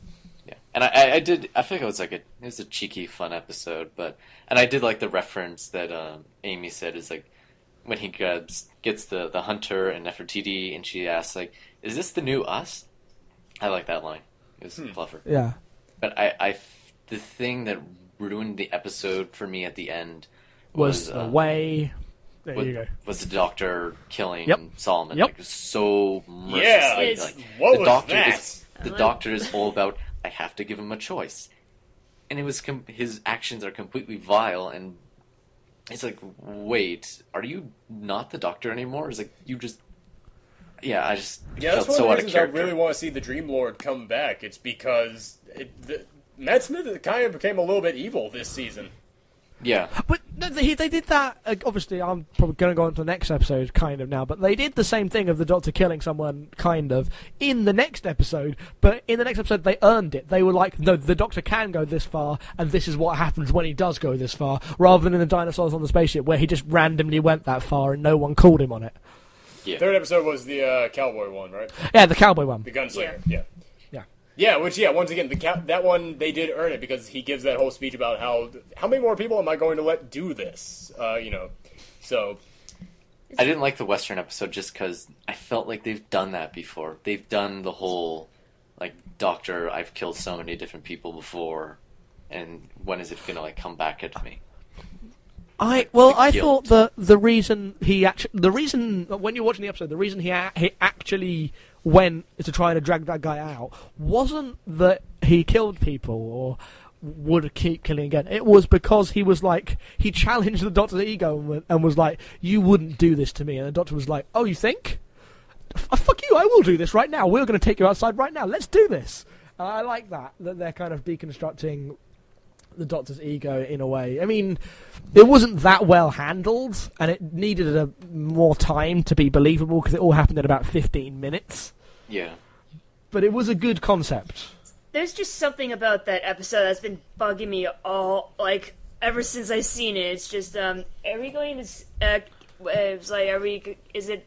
Yeah, you can spoil it. Okay, spoil it, fine. Yeah. We're going to spoil the season finale. Yeah, you can spoil the season episode 3. Alright, we're gonna spoil the fuck out of this. Yeah. So in the end, like, when the spaceship blows up, how is it that the town still has electricity? Because that was where its energy source came from, and it's like, after that, they, like, cut to the scene, and... you see the lamppost, and there's still it's light. Flickering. Yes, and they're still humming, and electricity is like, how the fuck are they getting electricity when their source, the spaceship, just blew up? And I just, I'm sorry. Well, actually, there's a point on that, and there's an article on a website where they have realised that in every single episode there has been a close-up of a flickering light. We understand that, but yeah, why was it happening? Because it was all leading up to the angels, obviously, because if the light flickers, then they get closer. Yes, but like they... But why was it... No, as in that there's probably a deeper theme for the actual finale in 14 episodes' time or whatever. That might be explained. It probably won't, but it might be. Oh, I see. So that might not have been the lead up to the mid-season finale. They might explain it. It might be leading up to the final. Yeah. I thought it was supposed to be hinting at the angels because, if a light bulb flickers and it gets dark for a second and they get closer. Oh, okay. Yeah, it makes no fucking sense. Yeah, okay, there we go. Right. Okay, that so yeah, horse just wants to be called Susan and respect its life choices. Can I just say, I love whenever Matt Smith talks to something that can't talk. When he talks to the horse, when he talks to the baby, I love it. So, yeah. Well, he's a Time Lord. He has to, go to all these different planets in, time. So I think it'd be obvious that he has to, learn several languages as well. The TARDIS teaches it. TARDIS, yeah, right. Anytime, the moment that you step into a TARDIS, you can understand any language. So, but yeah, okay, so the next one after that was... Oh, shit, what was it? Oh, that was the Power of 3. Yeah, Power 3. That was pretty good. I like that one. That was pretty good, and I like, I saw your Twitter war going on about how stupid the villain at the end was. It was stupid.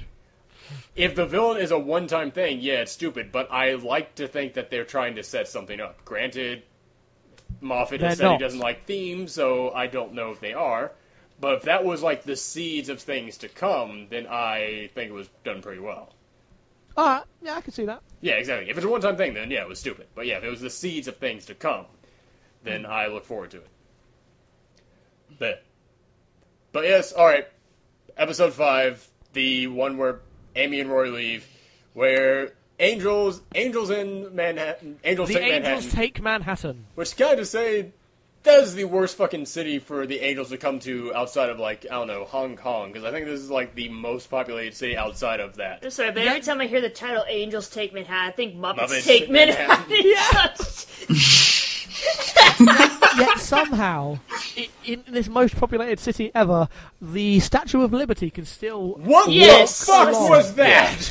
Yeah, sure. Don't get me wrong, clever, if they had, it's a giant... contrived. If that was something... Yeah, once again, that's kind of how Moffat's thinking is. It's, this looks cool, but he doesn't stop to think it makes no fucking sense. Because, if they had done a thing where it's okay, there's a giant angel and the Doctor can't dispose of it, he has to put it somewhere where it won't do any harm. Oh, I know. I'll put it right in front of the most populated city so there will at all times be someone looking at. That would make sense to me. Because, I guarantee you, there is no time at all, ever, that someone in the city is not looking in the direction of the Statue of Liberty. Agreed. Yeah, exactly. It makes no sense. But and also, the angels, they can't... There's always someone out walking around in New York.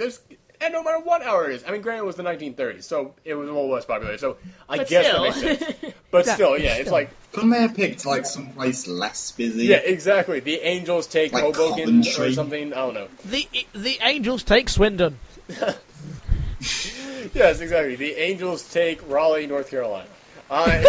The Angels take some backwoods swamp in southern Missouri. The Angels take Treasure Planet. But yes, so I was willing to let that on my mind. Rough, By the way, out. I don't know the actor who played the rich guy who hired River, but God, I love that guy. He needs more work. He played this therapist in Office Space. I always am happy to see that guy get work. Oh, that guy. Yeah, that guy. Oh, got it. Oh, it's bugging me. Yeah, he also played the Hand in Vampire Hunter D. He played lots of stuff. He played Little John in Robin Hood. But yeah, I love that guy. He needs so much more work. But why is he so obsessed with the Angels? It's greed. Because he made them. Wait, what? Oh, I thought you were talking about Moffat. Oh, no. Yeah, the fat guy. The fat guy. Yeah, no, it's because he was a collector because, greed. That's why. Oh, yeah. Yeah. Greed. Power, greed. As well, no, greed is bad. Yeah. Greed, power, You'll see him on the power. next episode of Hoarders. Of Hoarders. I can't get rid of them. I've got $5 and 3 Angels and 2 Cybermen. I can't get rid of them. I can't. And Hoarders is cancelled because the hosts went missing. In related news, they just discovered an old magazine from the 1940s about people who hoarded things in their townhouses. But yeah. So I was able to let that stuff go. But what got me was that Amy and Rory. I love that Rory actually when they say, "So you think you'll just come back from death?" Duh. Why not? It's happened like 5 times already. So I like that they did that, and yeah, I like the. I just read what better? I just looked on the TV show's page about it. It said, "What better way to send Rory off than to kill him 3 times in an episode?" That's true. Is that even the most they've killed Rory in an episode? In Yes, one episode, I think yes. I think it was Okay. 2 in... No. Was it 2 in in the The Panopticon, Doctor's I Wife? think. Oh, in the Doctor's He died... Oh, no, he died... he died a couple times in that. He died in the Big... Well, everyone died in the Big Bang, because Yeah. they restarted the whole universe. Yeah. I think they did too much bringing people to... When you kill and bring people back to life, surprisingly, when you actually try to kill them off, it doesn't have the same impact. Yeah, exactly. Especially when they've died 9 times already. Then also he didn't. At the end, they don't really die because they kill Rory so that it creates a paradox and gets rid of the Angels. Which first off, but then they come back. They come to the graveyard and there's an angel there waiting for them who zaps Rory back. Which here's my question: if he created a paradox that got rid of the Angels, why is there still an angel in Manhattan? Just because- What? Because of plot. The reason was it's a survivor. That was like, well, I don't know. It wasn't. You didn't use a gun. You did use a kind of binary yes or no solution. So that's a bit stupid. Also, they rewrote the rules of how time travel works about 6 times just in that one episode. We're here because before it was like time can be rewritten, but now it's like no, it can't. Not if you've already read it. Yeah, exactly. Which I was like, what the fuck are you going on about? You can't make up that bullshit every single week And also, at your here's the whim. thing, that's a book that they're reading. Why on earth, if they read it, couldn't they just change it and then go, oh, by the way, River, when you go back, you have to write these exact words? And it's someone different writing at the very beginning of the episode. I figured this out. Because they're idiots. Yeah. And also, I mean, the Doctor can't go back and save them because he can never return to 1930s New York again, or else it will basically destroy everything. Here's my question. Why can't he just return to 1930s New Jersey and get a round-trip bus ticket and go pick them up and bring them back to the TARDIS in Jersey? And why can River talk to her and get the book published? I know, and how much He of can't a talk dick is River, Yeah. who she can't go back with 2 extra of those little hand bracelets and teach her parents how to use them to get out of the jam? Or when Rose went to the parallel universe the first time before they kind of cut that up, you knew that was final because they were like, "No, you cannot do this." But Jesse was like, "Yes, you can. You can totally do this. You can do this as much as you like." They have And it's humans who figure it out. Like, come on. Exactly. They're just that smart. It all started with the scene, obviously, with the wrist thing, because the Doctor is a person that will do whatever he has to do to save his friends. That is the defining characteristic of the Doctor, even if it's a paradox, even if it seems impossible, he will do it because that's what he is. And all the time he was giving up saying, well, I can't do it because that's not how it's meant to go. And it's just... I know, I just kept thinking back to, like, David Tennant, like, this is the guy who, you know, Donna Noble looked like she was dead there in the library. He saved him. I can't picture the David Tennant Doctor basically kind of going, oh, damn, I can't figure a way out around this one. But it doesn't matter, because even though they say they can't come back, they're gonna come back.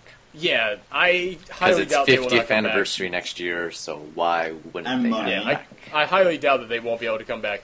Also, it also sounds like Rose might come back next year. What? Also, if he can't go back to 1930s, period, at all, zero, that's it. Why can't he just go back to 1920s and wait around for them, or go back to 1940s and pick them up a couple of years after they get there? Oh, because that would make a very interesting episode. This episode has more pointless questions than Prometheus, and that's fucking impressive. These could take sort of the way I'm just like listening to you, I'm not hearing that. These are just like obvious questions that nobody ever thinks to try and do because, like, you know when you watch something and you think no person would ever do such a thing like that, or why don't they just do it? This is one of those things that just destroys my immersion in anything. When people just act like idiots and don't think of anything. I'm getting flashbacks here to when Ares dies in Final Fantasy VII and nobody just thinks, well, why not just use the Phoenix Down? Because it happened in a cutscene and you can't get to your menu. Yes. Or why Jack and Rose couldn't just both fit on the little bit of wreckage at the end of the awful mess known as Titanic. Science has proved that they could. Well, it's because she didn't actually love him, and she was kind of looking for an out. Yeah. That was it. It's just a flame. Yeah, there's so many ways that he could have saved them, and don't give me that, oh, well, he read their names on the gravestone, so therefore it has to happen. Just go back in time, give a ton of cash to two people, and go, change your names to this, by the way, and make sure you're buried here. Or, go into the future after Amy and Rory have died of old age, being a very happy couple, and then just go, okay, this is going to sound weird, but in order for time to still exist, I have to make sure they're buried in the 19-somethings in New York. Yeah, and just loads of things like that. And just also, they spent the entire Power of 3 episode building up the home life, and the Doctor didn't once think to go, I'm going to go talk to Brian now and explain how he's never going to see his child again. I know. What a puss. It's like, no, Brian, you need a payoff for that. You need a payoff for that life. You cannot build that life up and then when they leave it, just go whatever. Yeah, exactly. I mean, Brian's still just sitting there waiting for them to come back. And it will never happen. And then when he gets the news that they're dead... Oh, come on, you really think they're actually going to do that? Exactly. Also, Moffat did say he rewrote the entire episode, so I'm like, to give him a different ending, so I want to know what that original one was. I think in the original they had to have totally died, and I think that at the end he just went, no, I've got to give him some kind of a happy ending. No, I think the phrasing was he said that he rewrote the ending whilst he was writing it because the focus was wrong. That was the actual quote. So I'm going to put it this way. If this is the ending he came up with, I absolutely am terrified of what the original one would have been. It was probably more Rory, because Rory got no send-off at all. No, Rory just, oh hey, this is a weird name on this gravestone.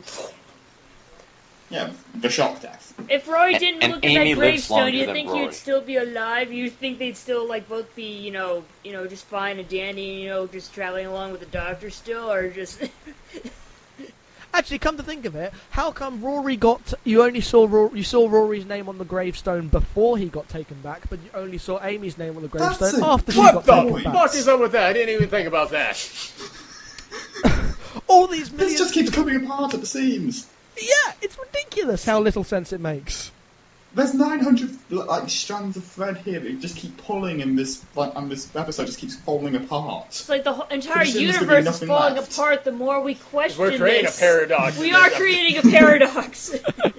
But yeah, and once again, going back to the send-offs that the other Doctors got, Donna got, I'm not, starting with Rose. Donna got the most heartbreaking one ever. Yeah, Donna, and also they were like, that was a 3-part back-to-back, I want to say, in which it was all about the Daleks leading up to that, them taking the universe, and it was like all these episodes leading up to that. This one, literally, it's just, it just starts off with them just chilling, just hanging out. No, and it even has a 7-minute pre-title sequence with someone else. This is the big finale, and you spend the first over a fucking tenth of it. I don't know how long it works out, but the first good chunk of this episode isn't devoted to the characters you're going to be saying goodbye to. It sounds like it was just something that if it wasn't like made out in massive, as a massive press thing, and that they would have meant to have been treated as like a shock death or something. Whereas of course here instead it's just thanks to the build-up it kind of just happens. No, because it's not, because they have the whole thing of I don't like endings, and also he reads in the book the final farewell of Amelia before they go. It's not like they get saved and they suddenly go. So instead it's basically just lazy writing then? Or yes it is. If you're going to make an episode where somebody ends, at least make it the entire thing as if they're going to end. Commit, basically. Yep. Or it's just really confused writing, and we're not thinking about it correctly, but that's more of an issue of Moffat. Yeah, and like we've said, Moffat is the guy with big ideas who just needs somebody to buffer him. Yeah, but not themes. Never themes. No, he doesn't really. I don't even know. I don't know, you people. I kind of want to know how Sherlock's managing to stay like relatively, sane and straightforward. Because there's 3 episodes a season. Yeah. I would disagree. I thought season 2... Because they're working off Sherlock Holmes. They're working off... I thought season 2 was a big drop in quality for Sherlock. That was my opinion. I think it was improved just because, well, it's the same pattern where first episode's great, second episode's bad, third episode's great. Yeah, it's first episode's great, first episode's good to great, second episode's bad, and then the third one is amazing. I thought that, but then again, I really didn't like the first episode of season 2 because I think they destroyed Irene Adler, and I was like, what the fuck have you done? And I thought that the Great Game was a good episode of a load of cases flying at you, and then the Reichenbach Fall was just nonsense. Like, again, you could pick holes in it from a mile away. How could they screw up Hound of the Baskervilles? Easy. Well, they managed it. Yeah. I know, it was awful. Holy crap. Well, anybody else have any final thoughts on Doctor Who before we go? I remember Doctor Who when it was good. I think if there's one thing that's You're remained... now. I am.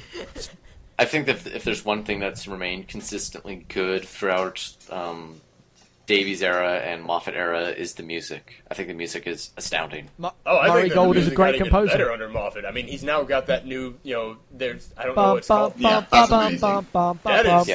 amazing. It doesn't sound like a synthesizer anymore. I thought the theme tune got worse for Series 5 because they made it because it was Series 4 had that rocking awesome one, and the Series 5 went to the techno one that wasn't as good. I don't like the opening credits. For the 12th how they're Doctor constantly changing in this It'll be that big thing pre-title. Pre-title build-up, and then Doctor Who. Dubstep is the best music for time travel because it makes it sound like you're slowing down and speeding up constantly as you listen to it. It is. Has anybody heard music dubstep song just quickly? It's terrible. It's terrible, but it's hilarious. Like how they have this build-up of orchestral music on step, and just suddenly this computer goes unsustainable, and then they do it again. I mean, I don't particularly like dubstep, but I mean, I don't even get the appeal of it. Have you, any of you, this is just a general question for the world, have any of you seen this new clip called, it's an official clip from the people who make it, called Dubstep Power Rangers? No. I haven't. No, I haven't. Okay, well, let's wrap this up, and then I'll send you a link to Dubstep Power Rangers and hear your let's reactions. wrap this up. We're going to see Frankenweenie tonight, so we gotta get going, but, alright guys, this was a pleasure. We'll talk more about Doctor Who in the future, but for now, I'm Aaron. I'm Michelle. And who are you guys? Treasure Planet! I'm at Callum Petch on Twitter. Nicely done. Okay, I'm at Tylia002. Find one of us. I'm at the Obscure Fan because someone already took Obscure Fan, and whoever you Bastards. are, I will fight you for that. They don't even use it. I am at Miss Scribbles. That's MISS_SKRIBBLEZ. And you don't follow me on Twitter. I follow you on Twitter. I hardly ever go on Twitter. That's why I don't really like telling people my Twitter account. I was like, I just go on there as like, I'm eating a cookie, and then like, the next week, that cookie was good. Big ass cookies. I'm gonna do dramatic readings from your Twitter account now. Any week that you're not on, that will be something Jackson does. Just read through it. Yeah. I wish hashtag Twitter had a hashtag edit option, hashtag typos. That's what I love about your Twitter is that you hashtag the shit out of everything. Isn't that the whole point of Twitter? Am I not using Twitter correctly? Do I need a manual like Twitter for Dummies or something, or just? I found I your best really tweet. hate having the hashtags at the end of the sentence. Like, oh, what a nice day. Hashtag happy, hashtag smile, hashtag blah, blah, blah, hashtag blah, blah, blah, hashtag, hashtag, wait, hold on. Your best one is clearly this one. It's hashtag doggies and hashtag Dark Knight Rises. That's the entire tweet. Pretty good. That's pretty good. We managed so close. We were so close to staying on topic for most of the whole podcast. We were. So let's cut it now before it gets But any we're at worse. the end, so we're able, so we can force Whoosh. go off track. Alright. So Treasure Kevin. Planet. That's never not getting old. Alright, everybody. My cheeks hurt. Alright. Night, everybody.